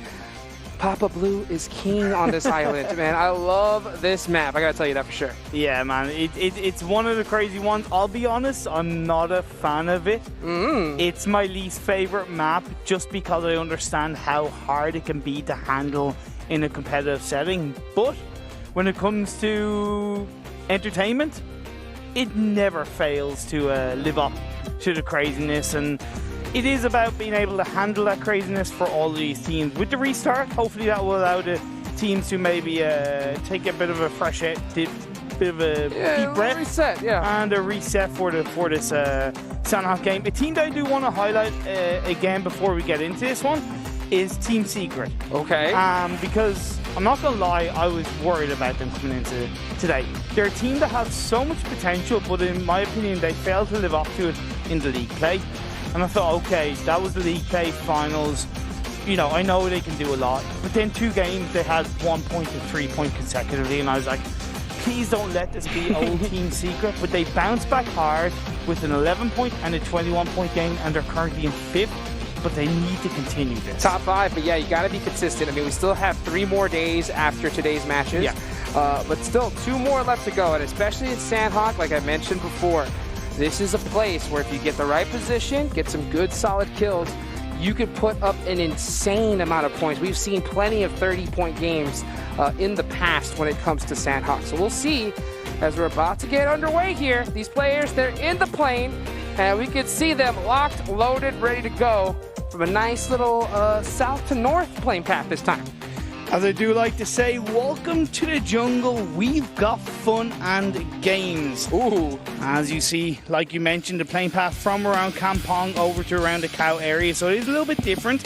It doesn't really matter because of Sandhawk. The thing is, Duke, will BTR go to boot camp again? That's the thing. I mean, all my eyes right now are locked onto boot camp. Will they return and give it another shot, possibly get a little redemption? Doesn't really look at it. I mean, there's a lot of players headed in this direction, but I don't really see a dedicated squad heading there just yet. Oh, no, I think I do, finally. Yeah, under Navi, under all those names, it looks like we're going to have a rematch, baby. Bigatron, Alpha 7, getting right back at it in the Lobster building. I also see one of the Abrupt Slayers players actually dropping to the warehouses, so that's something that BTR should have to be aware of. But this bootcamp battle 2.0 is underway between Alpha 7 and BTR. Well, here they go. One thing I noticed right off the bat is that Bigatron opted to kind of move away from Lobster Building this time, so they gave that position to Alpha 7, but they are playing it very split right now. The only issue is Microboy is completely out of position, and I believe that those communications are going to be coming from Alpha 7. They're going to start pressing him. I mean, you can see the whole squad trying to get this 3v1 going. Bigatron needs to support their teammate right now. As much as I'm a fan of BTR not going Lobster, if you're going to go on the side, in my opinion, you want to drop on a 2-2 split on the side, but Microboy jump down, comes through. Senna is going to get that knockdown, and Alpha 7 continuing as they left off before the reset, grabbing a kill onto BTR. And the punch out as well. I mean, coming down from the sky. I mean, this is that recognition. These squads, if they smell a little bit of weakness, one player that is a little bit too far out of position, they are going to take their time, find a way to be able to get to you, and they, at this level, with this much money on the line, there's no fighting fair. I mean, no about 1v1s. I mean, they will bring the whole squad to come take you out. And at least BTR have managed to disengage for now away from bootcamp as a 3-man team as opposed to a 1-man team that we saw previously. I was thinking maybe Shuri might have been looked to capitalize on that, but because BTR didn't head towards the warehouse and Shuri is just kind of staying on his own, recognizing that it's not worth overextending it, especially seeing on the kill feed what Alpha 7 are capable of. But with this Phase 1 circle that we haven't really gotten to talk about just yet, it's very central. Oh, dead center, yeah. Dead center. But the bad thing is that it still encapsulates all 3 areas of Sandhawk. So positioning yourself in Phase 1 is going to be a bit tricky. That's true. I mean, you're just going to get looted up and then kind of have to just figure out as you go. If that zone hard shifts away from you, you're going to have to make some moves. But here's the big thing, though. Yeah? After that engagement, you smell that? I think we're starting to smell some weakness, baby. I think these teams are starting to see it from Bigatron. I think we're starting to see like a little bit of overconfidence coming from these other squads. I mean, because at the end of the day, when we saw in league play, I mean, I think a team, if they went up against this team, they were just instantly like, oh my gosh, it's Bigatron. But now, realizing that they're down in 16th place, I think a lot of these squads are going to want to kind of punish them if they're having an off day, so that, you know, because we've seen them come back before. So, I mean, if you can kind of take them out a little bit earlier, it's going to be good. And even just to kind of, you know, give you a typical example, even though it's a little bit of a different situation, we saw in the PMWL West back 6 months ago, plus Cloud9, the team smelt weakness from Cloud9 in the last Super Weekend. And they expose that. So you are dead right. Being able to recognize when a team is weak that is normally isn't, and capitalizing on that, using your confidence to push back onto them, happy days. I mean, you don't want to fight Bigatron when they're firing on all cylinders. Exactly. So if you smell a little bit of opportunity to kind of take them out and punish them, I mean, now is the time. It looks like Abrupt Slayers are going to be the team to put a little bit of work onto him. Joker is taken down, getting pieced up right now, trying to survive. Looks like those are some shots coming from Alpha 7 all the way from boot camp. But it looks like they will be able to get off this res as Bigatron is just holding this ridge right here by the water. Abrupt Slayers holding on to a 2-2 split initially. Sure, he was inside that warehouse. Heaven X has joined him, and Joker, who got knocked down along with Leon. Leon, who is a very experienced player, played in the PEC. He's played in the PMPL. He's leading his side, and he's committed to the Nepal team of Abrupt Slayers for the foreseeable future. And with his experience, I'm really hoping Abrupt Slayers can really use that to their advantage. Oh, what a great shot from Leon. Like you mentioned, on to Ryzen. And right now, we just saw this Bigatron team is in trouble. They're in big trouble right now. They got pushed away hard from boot camp. And they have practically no loot to their name. We saw Luxy, no helmet, no vest. I mean, one shot of 7-6, and this guy is down. So this squad's in big trouble. Yeah, I think Zuxy just realizing it, just jump into water at this point. I was just thinking that. Would they be better off just jumping in the water? Yeah, of course, they're not able to technically go anywhere to they can't get pushed. Loot up. But at the end of the day, they can't exactly kind of get pushed being inside the water. Talk about a couple of teams who are rotating closer to the edge of the circle. Navi, who dropped on the northwest of the Northwest Island, have made their way down to the trifecta area, which is very valuable on this kind of Phase 1 circle. Nova have all 4 members in the center. Zeus are a little bit to the east of them. And Digital Athletics are very central inside this Phase 1, just to the north of Zeus. And guess what, man? Tick, tick, tick. The clock is ticking, and all these teams, they are looting up, getting more prepared. And Bigatron, they're spending this time right now just swimming, trying to find a position to be able to get some loot because they need it desperately. So they're going to be definitely behind going into this match. Looking forward to see how they're going to be able to bounce back. And still early on, circle number 1. And all these teams, you could just see doing exactly what I was mentioning, just trying to loot up, get ready for these upcoming zones of just straight Sandhawk madness. And when it comes to endgame, RQ dropped in Painan. They've disengaged away from Painan, gone a little bit more up north. So they're by those compounds that's just to the east of the bridge. Team that I'm a little bit surprised have not started moving yet is Secret Jin down on the coastline of the southwest island. They have a 4-man spread, and they're kind of taking advantage of all that loot. We'll have to wait and see as Navi punishes BTR. Yeah, hold that thought. You guys see Matic just being able to get a big knock right there. And this is that Bigatron team, like I mentioned, still no loot. Look at Luxy. No helmet, no vest. And I think at this point, these guys just need points desperately. I think they're just going for survival and opting to leave his brother out there knocked and getting ready to get thirsted. Like, you got to think. Max touched upon it a little bit. Would you expect it if I had said to you, or somebody had said to you, BTR will be looking a shadow of their former selves by Game 3 or by Game 4 of the PMGC finals? You would tell them to shut up. You'd be like, nah, get out of here. But that's exactly what we're seeing, and it's a reality. It's a reality that they need to realize that they can't let this continue, that they have to try and turn this around, whether it's in this game or whether it's the final 2 games of the day. We'll see right now. Luxie, he's got nothing. He's holding this rock, and the rest of the squad, they're pushing so well together. I think old boy, I think he spotted him. Yeah, he's going to get some shimmies going right here. Luxie's going to try to do something, but I don't think he's going to stand a chance. I mean, there's just too much pressure going on. Beautiful. Yeah, and he's going to get finished out. So there goes Bigatron, eliminated in 16th place. So rematch, but it looks like we're going to have the same result here in this one. And man, like you mentioned, if you would have told me, like, yo, Jukes, do you think Bigatron, after 5 matches, are going to have 10 total points? Like, what would you bet down? I would have bet the dang house, you know? Exactly. But we'll see right now as we have to get back into the action.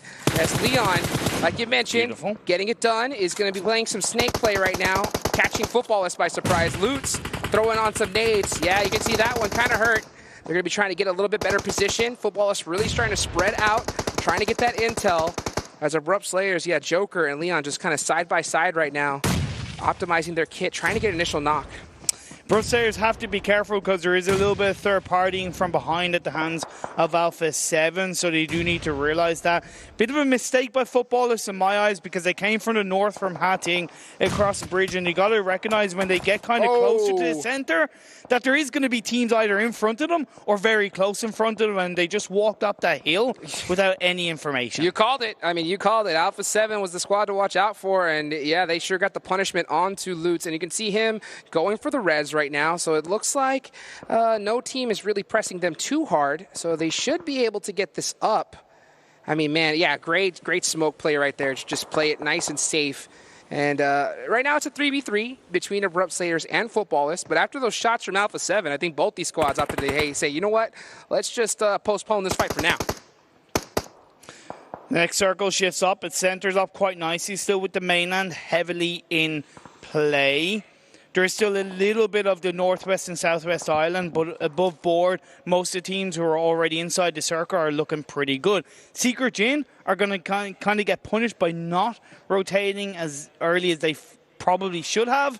Maybe gatekeeped by Kanina Power. Well, I'll tell you what, all these teams, they know this side of the circle like the back of their hand. So this should be a pretty, a familiar zone for all these squads. You know, Lutz, you see him in that buggy right now, just moving around, trying to find his position. He's a little bit overextended. He's got to be careful, as we do still have some members from Abrupt Slayers hiding in the bushes. Don't want to get taken out like that.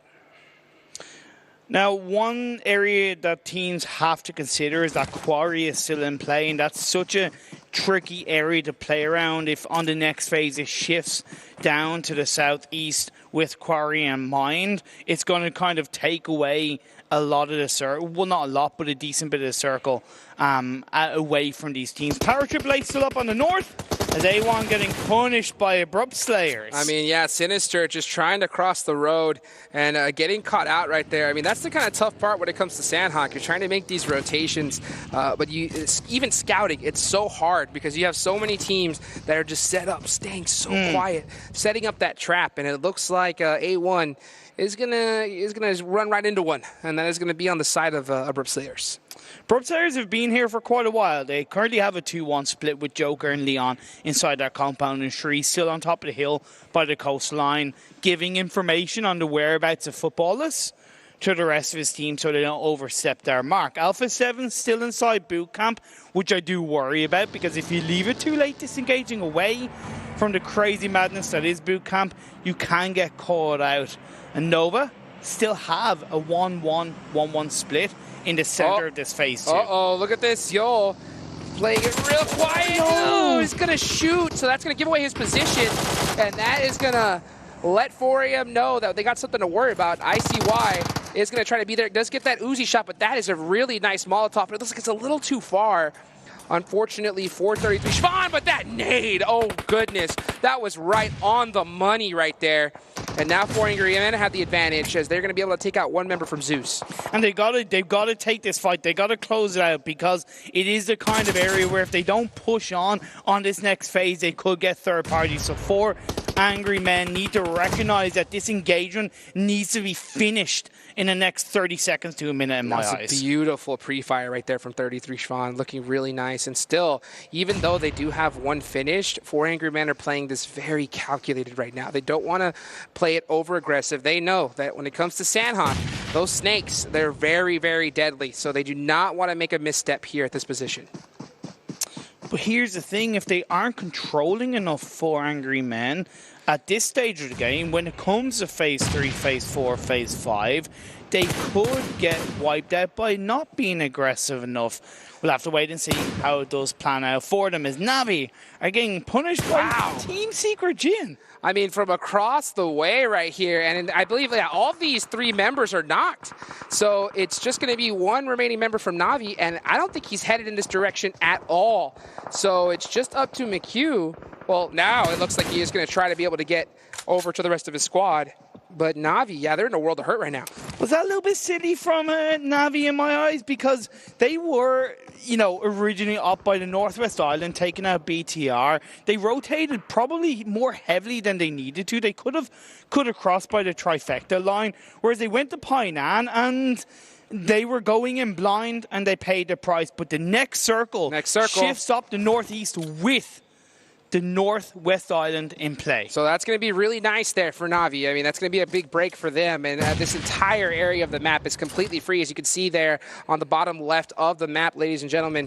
We'll see how they opt to play it, though. Zeus still in engagement with 4 Angry Men. And this is the issue when it comes especially to this point in the match. The second you get in a fight, you're going to know that another squad is just there waiting to come in third party. So if you get an engagement, you want to finish it out quickly. And 4 Angry Men, they're still out of this circle, and there's only 49 seconds left on the clock. They got to get moving. They really do. RQ reacted really well to the circle shift going close to the river.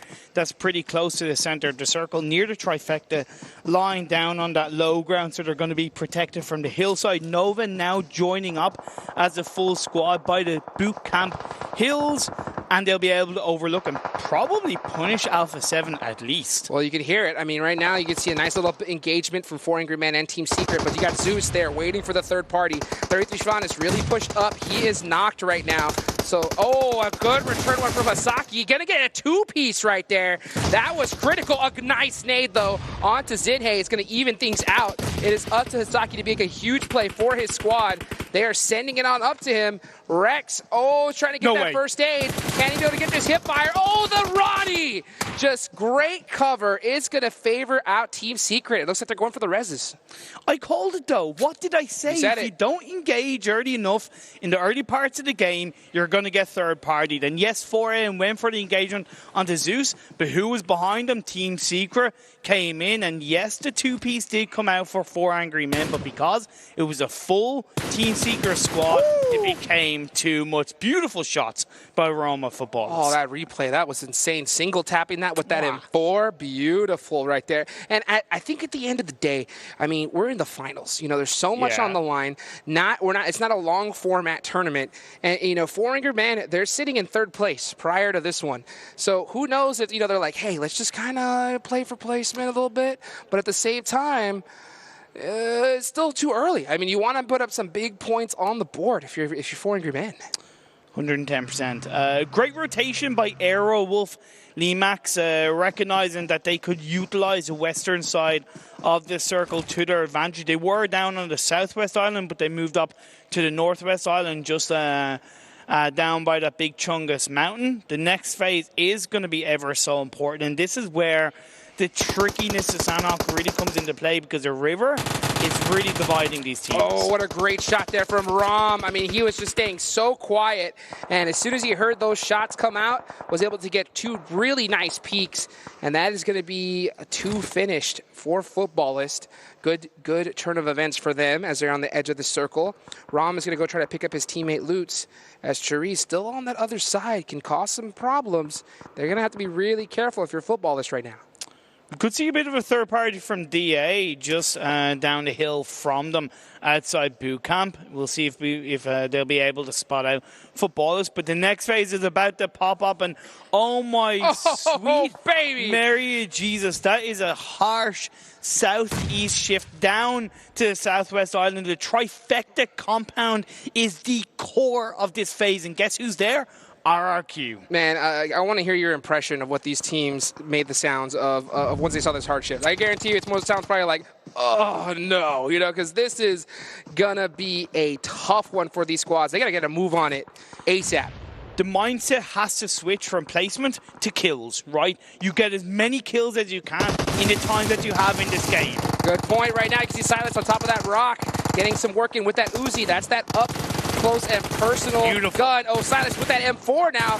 Look at these shots, just controlling this area so well. And Class Digital Athletics are going to be able to get a huge finish on the football list.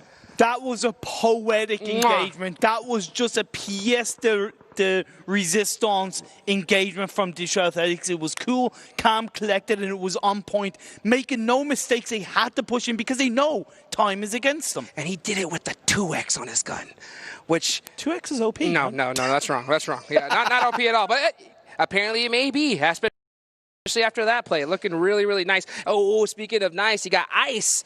Got his eyes right onto Potato, and he's got that QBU M04X. Look at that. Silas driving the buggy under the water right now.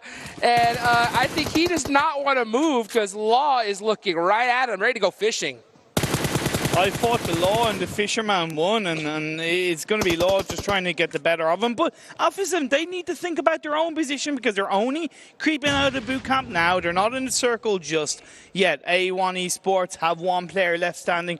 RX Jack's down on the northwest island, and Power AAA are looking pretty good as Kalina Power firing up against Zeus. You can see Axer there putting in some work, like you mentioned, and just coming back and forth right now. Zio, a lot of trades going on here on the southern side of the map. Like you look at the bottom left of the screen, Alpha 7. It looks like they're going to have to join Silas when it comes to swimming because I mean the circle is closing, as you mentioned. Blue zone right on these squads.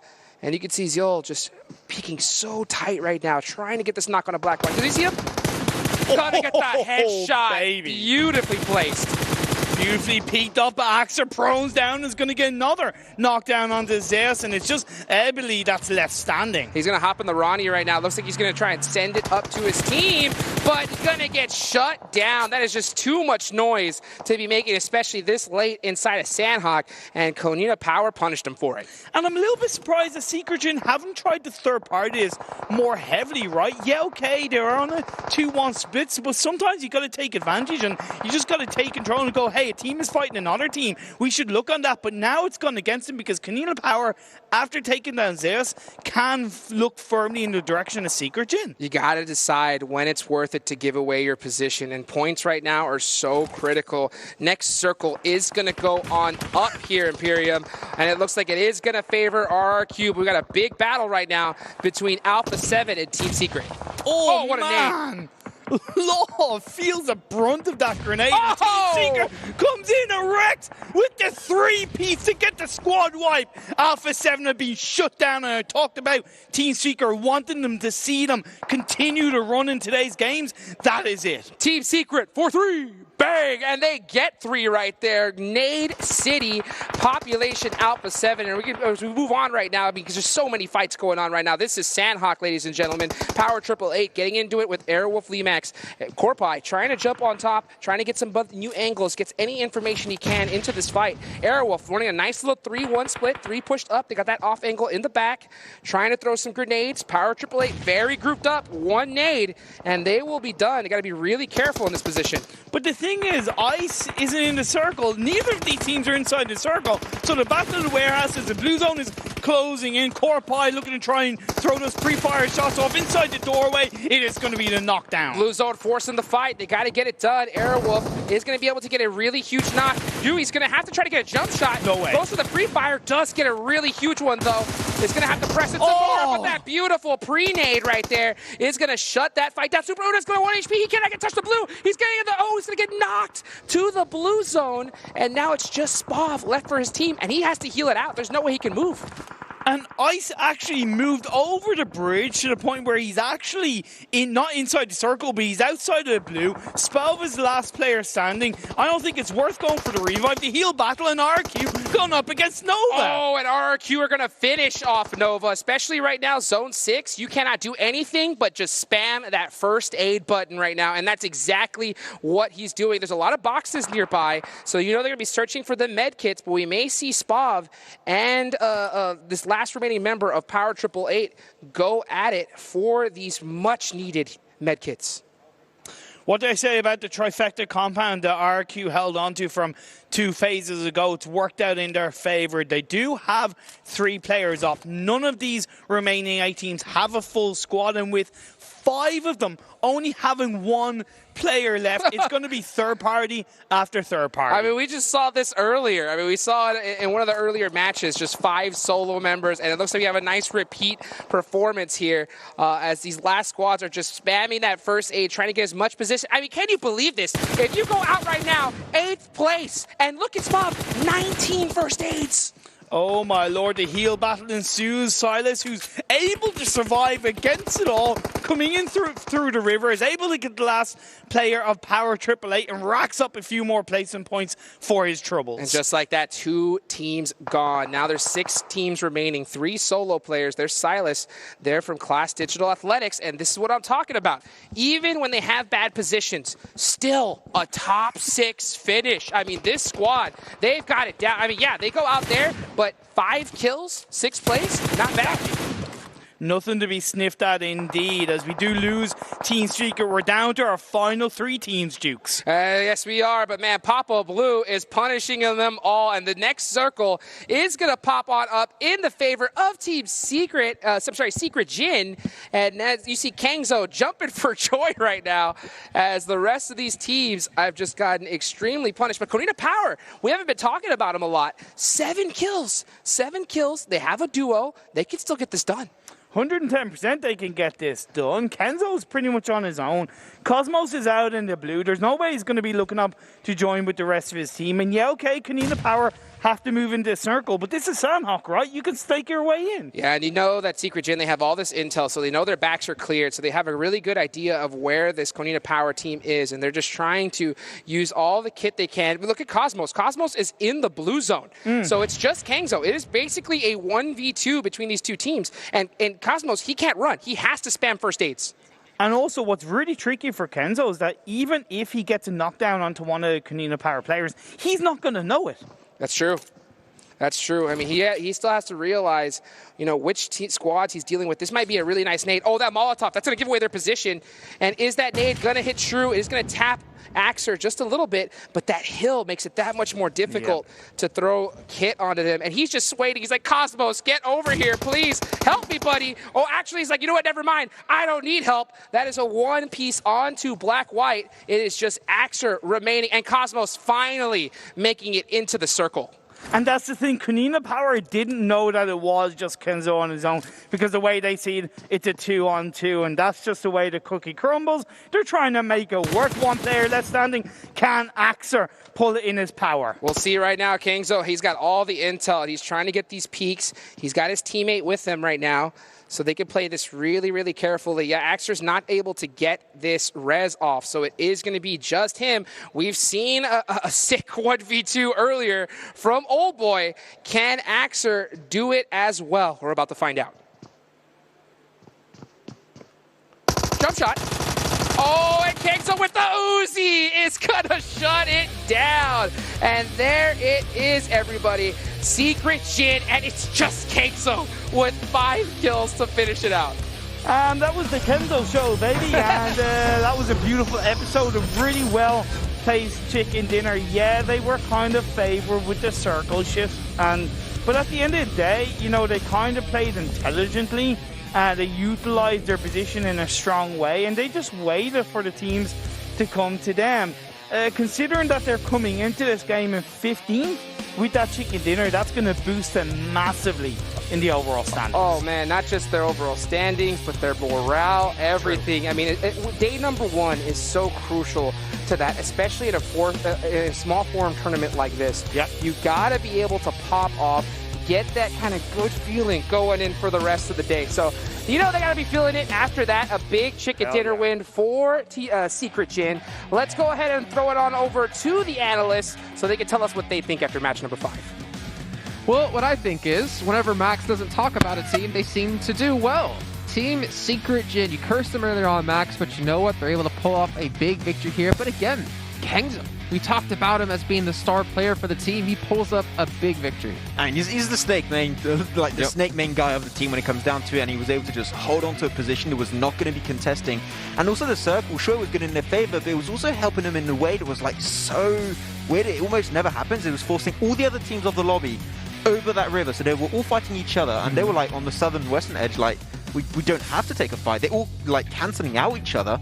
And now we just got to pick up the scraps in the finishing moments to pick up the game, which is exactly what they did. And that's a win coming their way, like rightly deserved, because they just knew that they just didn't have to fight. Yeah, and with Kenzo, something that I enjoy. I mean, he ended up being a 2v1. His teammate wasn't nowhere near him. He was having fun in the blue. It's okay. He was just having fun, just popping heals over and over again. With Kenzo, it didn't matter to him. He knew that he got one knock, and I love that he just kept picking and just shooting, trying to see if they could maybe just lose patience and try to go for him in Karina Power. But overall, Kenzo, a great performance from him, and one that I know you mentioned to me, Max, when we were watching games. You always told me, hey, if Kenzo's still alive, watch out for him, because he can definitely pull off some surprises. Yeah, and that's what he did right there. I got access to the only shack. Like, it was so weird to me that the circle like went perfectly on top of that one little shack that like no one was in, and Kengo's like, wait, that's free? Yeah. I mean, oh yeah, I'm going to take that for myself and secure the dub off that bat. But also, like, respect to Karina Power. Sure, they didn't get the big win. They got themselves the second position, but like kills alone, like, I'm not sure how many they got exactly that game, but it was still an impressive kill count for them, especially coming onto a Sanahok game. None of that initially, they played super passive. Like, they dropped on the southern eastern side of the map. A big 4-man spread, like super far away from each other, and they're just like, you know what, so we're going to regroup after we did loot all we needed and then make it into it, and they just pick fights along the way, like very clean, very well executed. Not a dub once again, but still a strong performance from Karina Power that needed, because they need to try and catch up to the top side of the leaderboards. Yeah, and as I said, not a dub, but hey, second place is second place, especially if you can add a little bit more with kills too. But you can see here on your screen the million reward. Guess if I can get the words out, because it's just so many rewards for all of you at home. There's $150,000 on the line if you can predict, or you have predicted so far, every victor across today and of course the next 3 days. But if you even just get one, you obviously still have a chance to get your piece of the 10 million AG and of course the 1 million UC. So make sure you guys are predicting in game in the Esports Center while you have the time. And guys, another team I want to mention here. Yep. I'm sorry to all the fans out there. Bigatron, they get wiped out by Alpha 7 in boot camp. Then we have the remake happen. Obviously not due to them. Yep. And then they gotta get punished by quite a few different teams. It was Abrupt Slayers that eventually took 1 kill in the beginning, and then Na'Vi to close it out. BTR can just not get into the late game where we know they thrive. It was non-stop. I mean, they lost Microboy there to Alpha 7, and then they were like, okay, we don't want what just happened before we did the restart to get wiped out again. So they start leaving, and then Leon starts catching them also off guard. Leon was able to knock Ryzen, and then they have to make a push for it. And then as soon as they get across the river, Navi's just waiting there for them to finish off. So nothing going their way, as we can see right there. 0 points in that last game, 16 plays. Honestly, if you would have told me coming into today, the first day after 4 games, that Bigtron would have only 10 points, I would have said you're crazy. They're just building tension, you know? They're letting other teams have a chance to build up a lead, and then they're going to be like, all right, guys, it's time to start playing. BTR prank. Yeah, exactly. Stop breaking BTR. But like, the thing is also, when we remember the league play, I was remembering, you know, like DA, RRQ, they're always like barely behind Bigatron, like, oh, we can maybe catch up, then we fall a little bit behind. Like, they were always trying to compete for that second position. And now Bigatron's not there. They're like, we're number 1 and second? Like, what's happening right now? You're first? No, I'm first. No, I'm first. Wait a second. well, let's do this. In the completely different spectrum, let's go to Team Secret. They started off super horrible today, and then look at them now. Not just horrible. Super horrible. Hey, man. So bad. I don't want to take credit, but I told them I want to win. And so far, they're working towards that. They got 10 kills. That's impressive. Look at this guy. He's trash talking us. We're going to follow him. Yeah, exactly. Hey, Team Secret's got Team me. Secret, I want my jersey. But let's, now that you mentioned kills, by the way, we should kind of go over some of this because we do see some decent numbers. Like RRQ Athena, 7 kills. That's pretty impressive. Team Secret, you said like 10. Look down the list towards They the have bottom. the most kills. Yeah, Kanina Power gets himself 7. Alpha 7 still gets 5. Like, we still had some big numbers being picked up here for these teams. But obviously, it's not about the one match. It's about the consistency over the course of the entire event. And right now, I never would have expected Team Secret to be top 5. Not with how they played in League play. Same. Yeah, I fully agree with that one. But like, I'm looking like you just talked about like kills, like 23 kills coming out from the side of Alpha 7. Currently in 14th position, only 6 positioning points. Like they're relying so heavily on kills, and it comes down to what you mentioned earlier, right, Seven? Like if they can just get positions under control, it'll be so much better. I did see an improvement though that game. They dropped Boot Camp, sure they got Micro Boy of Bigatron, and then they understood like the circle was shifting heavily to that trifecta over to the western side, and like, you know what? We know we're going to get breach potentially on the east, and we're going to get backstab mid-rotation, so we're going to put our focus on the east to gather information. And DA saw that, and like, we can't breach into Boot Camp anymore. We're going to go up north. They took a fight that they did win, by the way. And after they knew that DA left, they were like, now we can actually try and make our way into the circle, which unfortunately did not happen because they were on the cliffside. And from that point onwards, it's always really hard to make it through because swimming in the later stages of a Sandhog game, you always know there's going to be teams on the outskirts of the river, and you're always going to struggle to make it back to the mainland. And especially the way that map finished. I know we were talking about it, watching it, and it was just like, where's the circle going to go? Where are you going to be able to position yourself just to make sure you actually have a chance and you don't have to get into the water? As we do see here, the MVP Kangso with 5 kills. And now, most damage by an MVP player, 755. Great performance. It's one player that I'm definitely going to give you credit for this, Max. You told me to definitely keep an eye on, especially at the end of a game. Well, guess what? He showed up. He definitely showed up. Didn't he have some red hair before? I'm pretty sure he's changed his hairstyle again. Everybody's changing their hairstyle. Like, I recognize players by hairstyle normally. Even Paraboy changes hairstyle. I'm like, who is this guy? I was like, oh wait, it's Paraboy. You can't recognize Paraboy by his amazing eyes that you just get lost. I see the hair first. Like the hair is always the first thing. I see. Okay. Yeah. All right. Well, we do have Kangso and Beer 11 head to head. Beer 11, a massive player for RRQ Athena, like we saw in League play, and still rising to the occasion when we look at here. 6 kills for him. The damage pretty good as well. So to be honest, both these two players really stepping up for their teams when it matters. Yeah. I mean, B11's like the main fragger normally. I remember that that finish we had in Los Lunas in Miramar in the league stage. Like, he's like, you know what? I'm just going to 1v4 the team almost. 4 a.m. Send it. Go back to sleep. Yeah, go back. Get out of the lobby. This is my game. And like, no, B11 definitely just remaining relevant in this one. They are second position, mainly because of B11 being just such a great fragger overall. But you know, they're currently second position. Like they are contesting, and we mentioned it earlier. Always the bridesmaid, never the bride. Might be the bride today. Well, as Seven said, they won Dubai here last time. Yeah. And I was gonna say, and the good thing with RQ Athena is that most of their squad have been playing for so long. If I remember right, Ernie, G9, and D2E, they've been playing together for a very long time, and for them to be able now to have Beer 11 as an addition, and the more he plays with them, the more synergy they're gonna be able to build up. That is huge. Like, wait, so normally I curse RRQ, and because you've been said like hyping them up, is he like the lucky charm of RRQ? I mean, I'm the lucky charm of Team Secret, and now maybe the lucky charm of just why did I have to get paired with him? I mean, ever since I started working with Seven, my life has just been on the up and up. You know, I got a girlfriend, I lost some weight. I might have to follow you on Instagram. I think that's like a 5-meter drop behind me. I think that. Yeah, we'll just push you over the edge. Let's take a look at our summary though from the last match. You can see the most damage done. It's actually going to be coming in for Mafioso, and to be fair, Alpha 7 heavily leading on kills when it comes to their replacement points. And then looking down the list, most throwable use, you got Axar at 11, most knockouts for Beer 11, and most pickups as well here for Beer 11. I do want to touch on really quickly, and I'm not sure if you guys touched on it before, talking about kills to placements. Did you guys touch on Alpha 7? Yes. Okay. That just blows my mind. 23 kills, 6 placement points. So we'll move on from that. I'm sorry, I had to talk to production there. You're good. It's a good point. I mean, it's something that people definitely do it twice. Keep an eye on it. And with that, I mean, now Alpha 7 going into the last game of day 1 and also going into day 2, they have the confidence, right?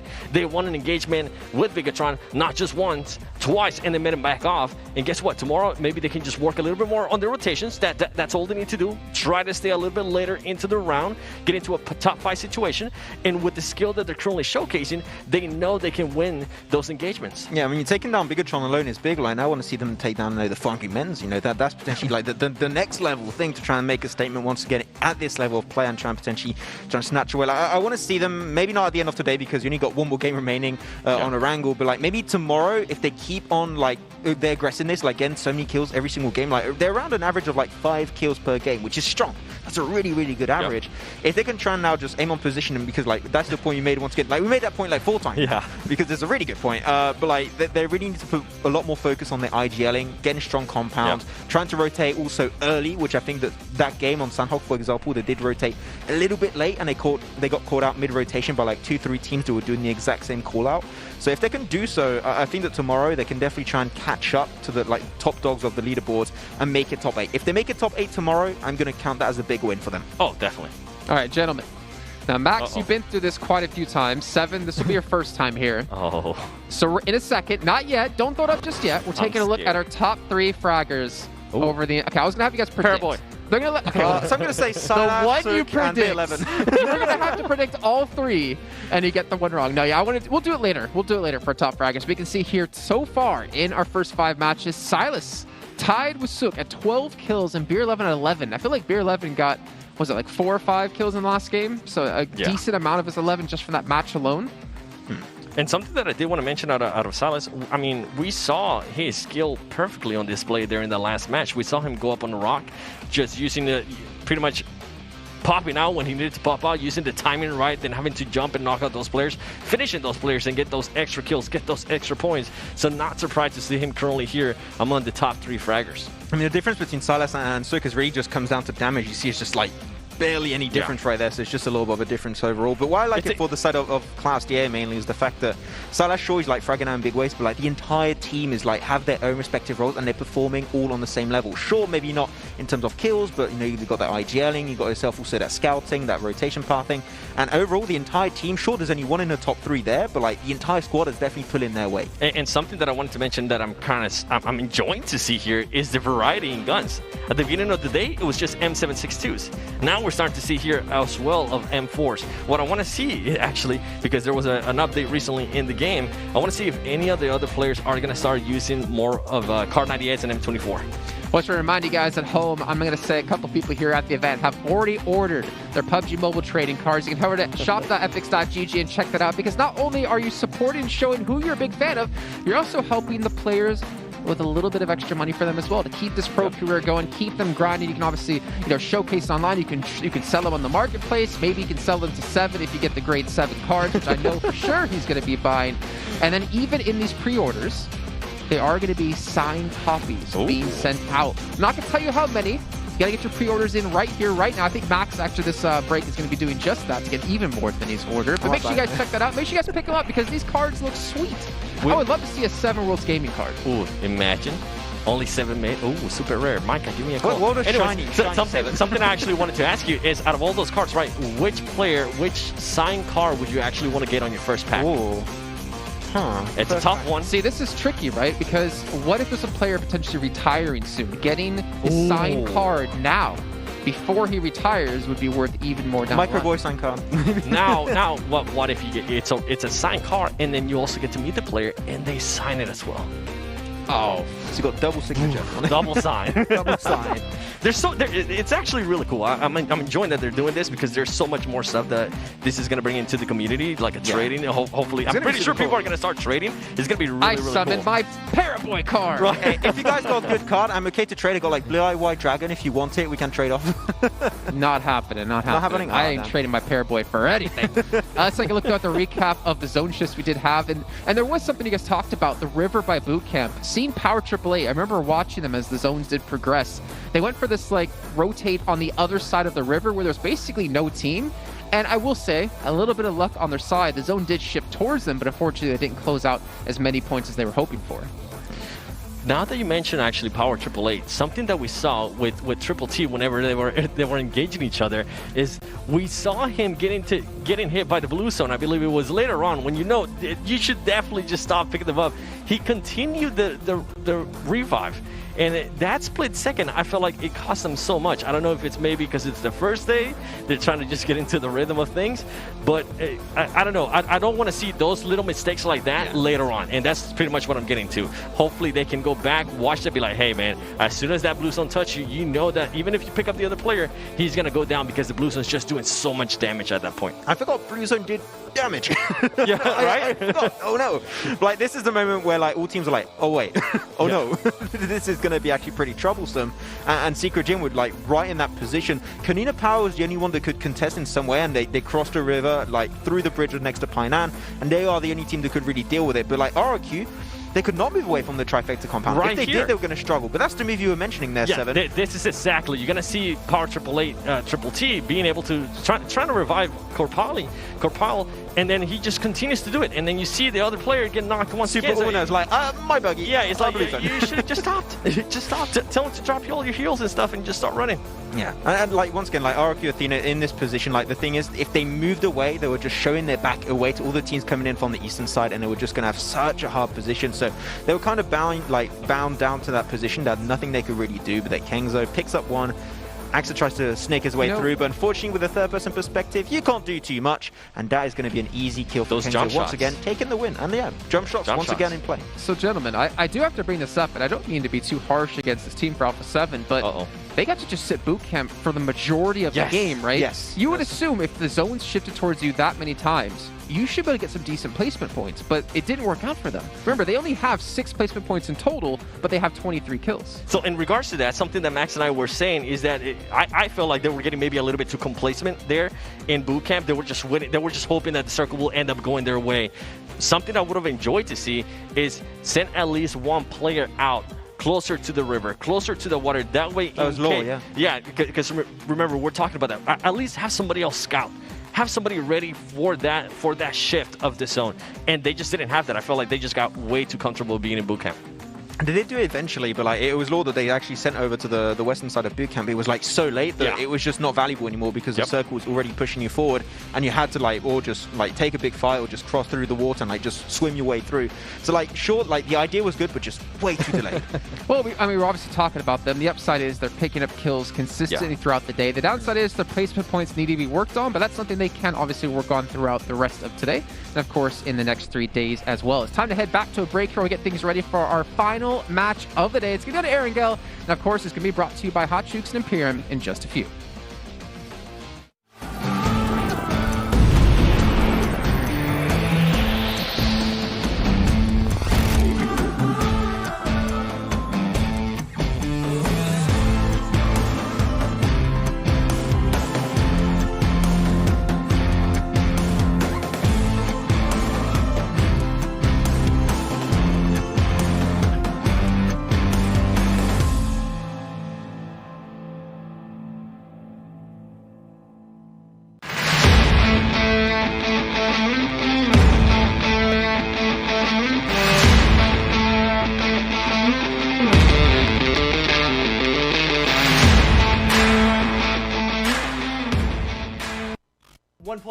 OnePlus 8 teeth. This has the 120 hertz, so it is wicked smooth. 15 minutes will get you charged up for a whole day. And this has a quad camera too. We got a 48, a 16, a 5, and a 2 megapixel.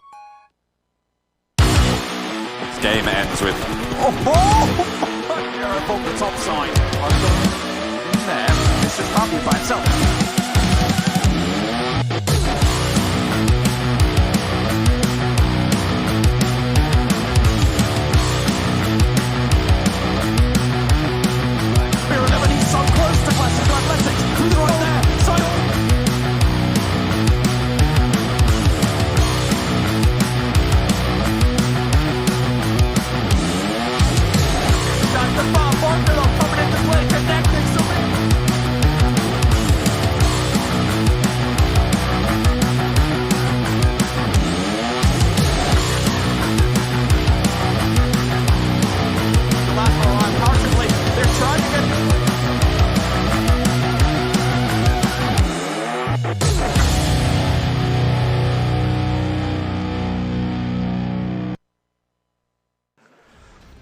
Welcome back, everybody, to the PUBG Mobile Global Championship Season 0, the finals here in Dubai. Of course, brought to you by our amazing sponsors, OnePlus with their new AT, which I gotta say is beautiful. Very Qualcomm, Snapdragon Elite Gaming, and Mountain Dew. Man, what a day so far of matches, Imperium. It's been a hell of a run for the first day. Who would have predicted, when you look at the overall standings, that the two PMWL winners, East and West respectively, are in 16th and 15th. Nobody expected that. It's crazy. I mean, this is absolute insanity. This is the last match of the day. After this, a quarter of the tournament, like I said earlier, it's done. So now is the time. I mean, we're going back, of course, to Erangel. This is the map where all these teams, they know this area like the back.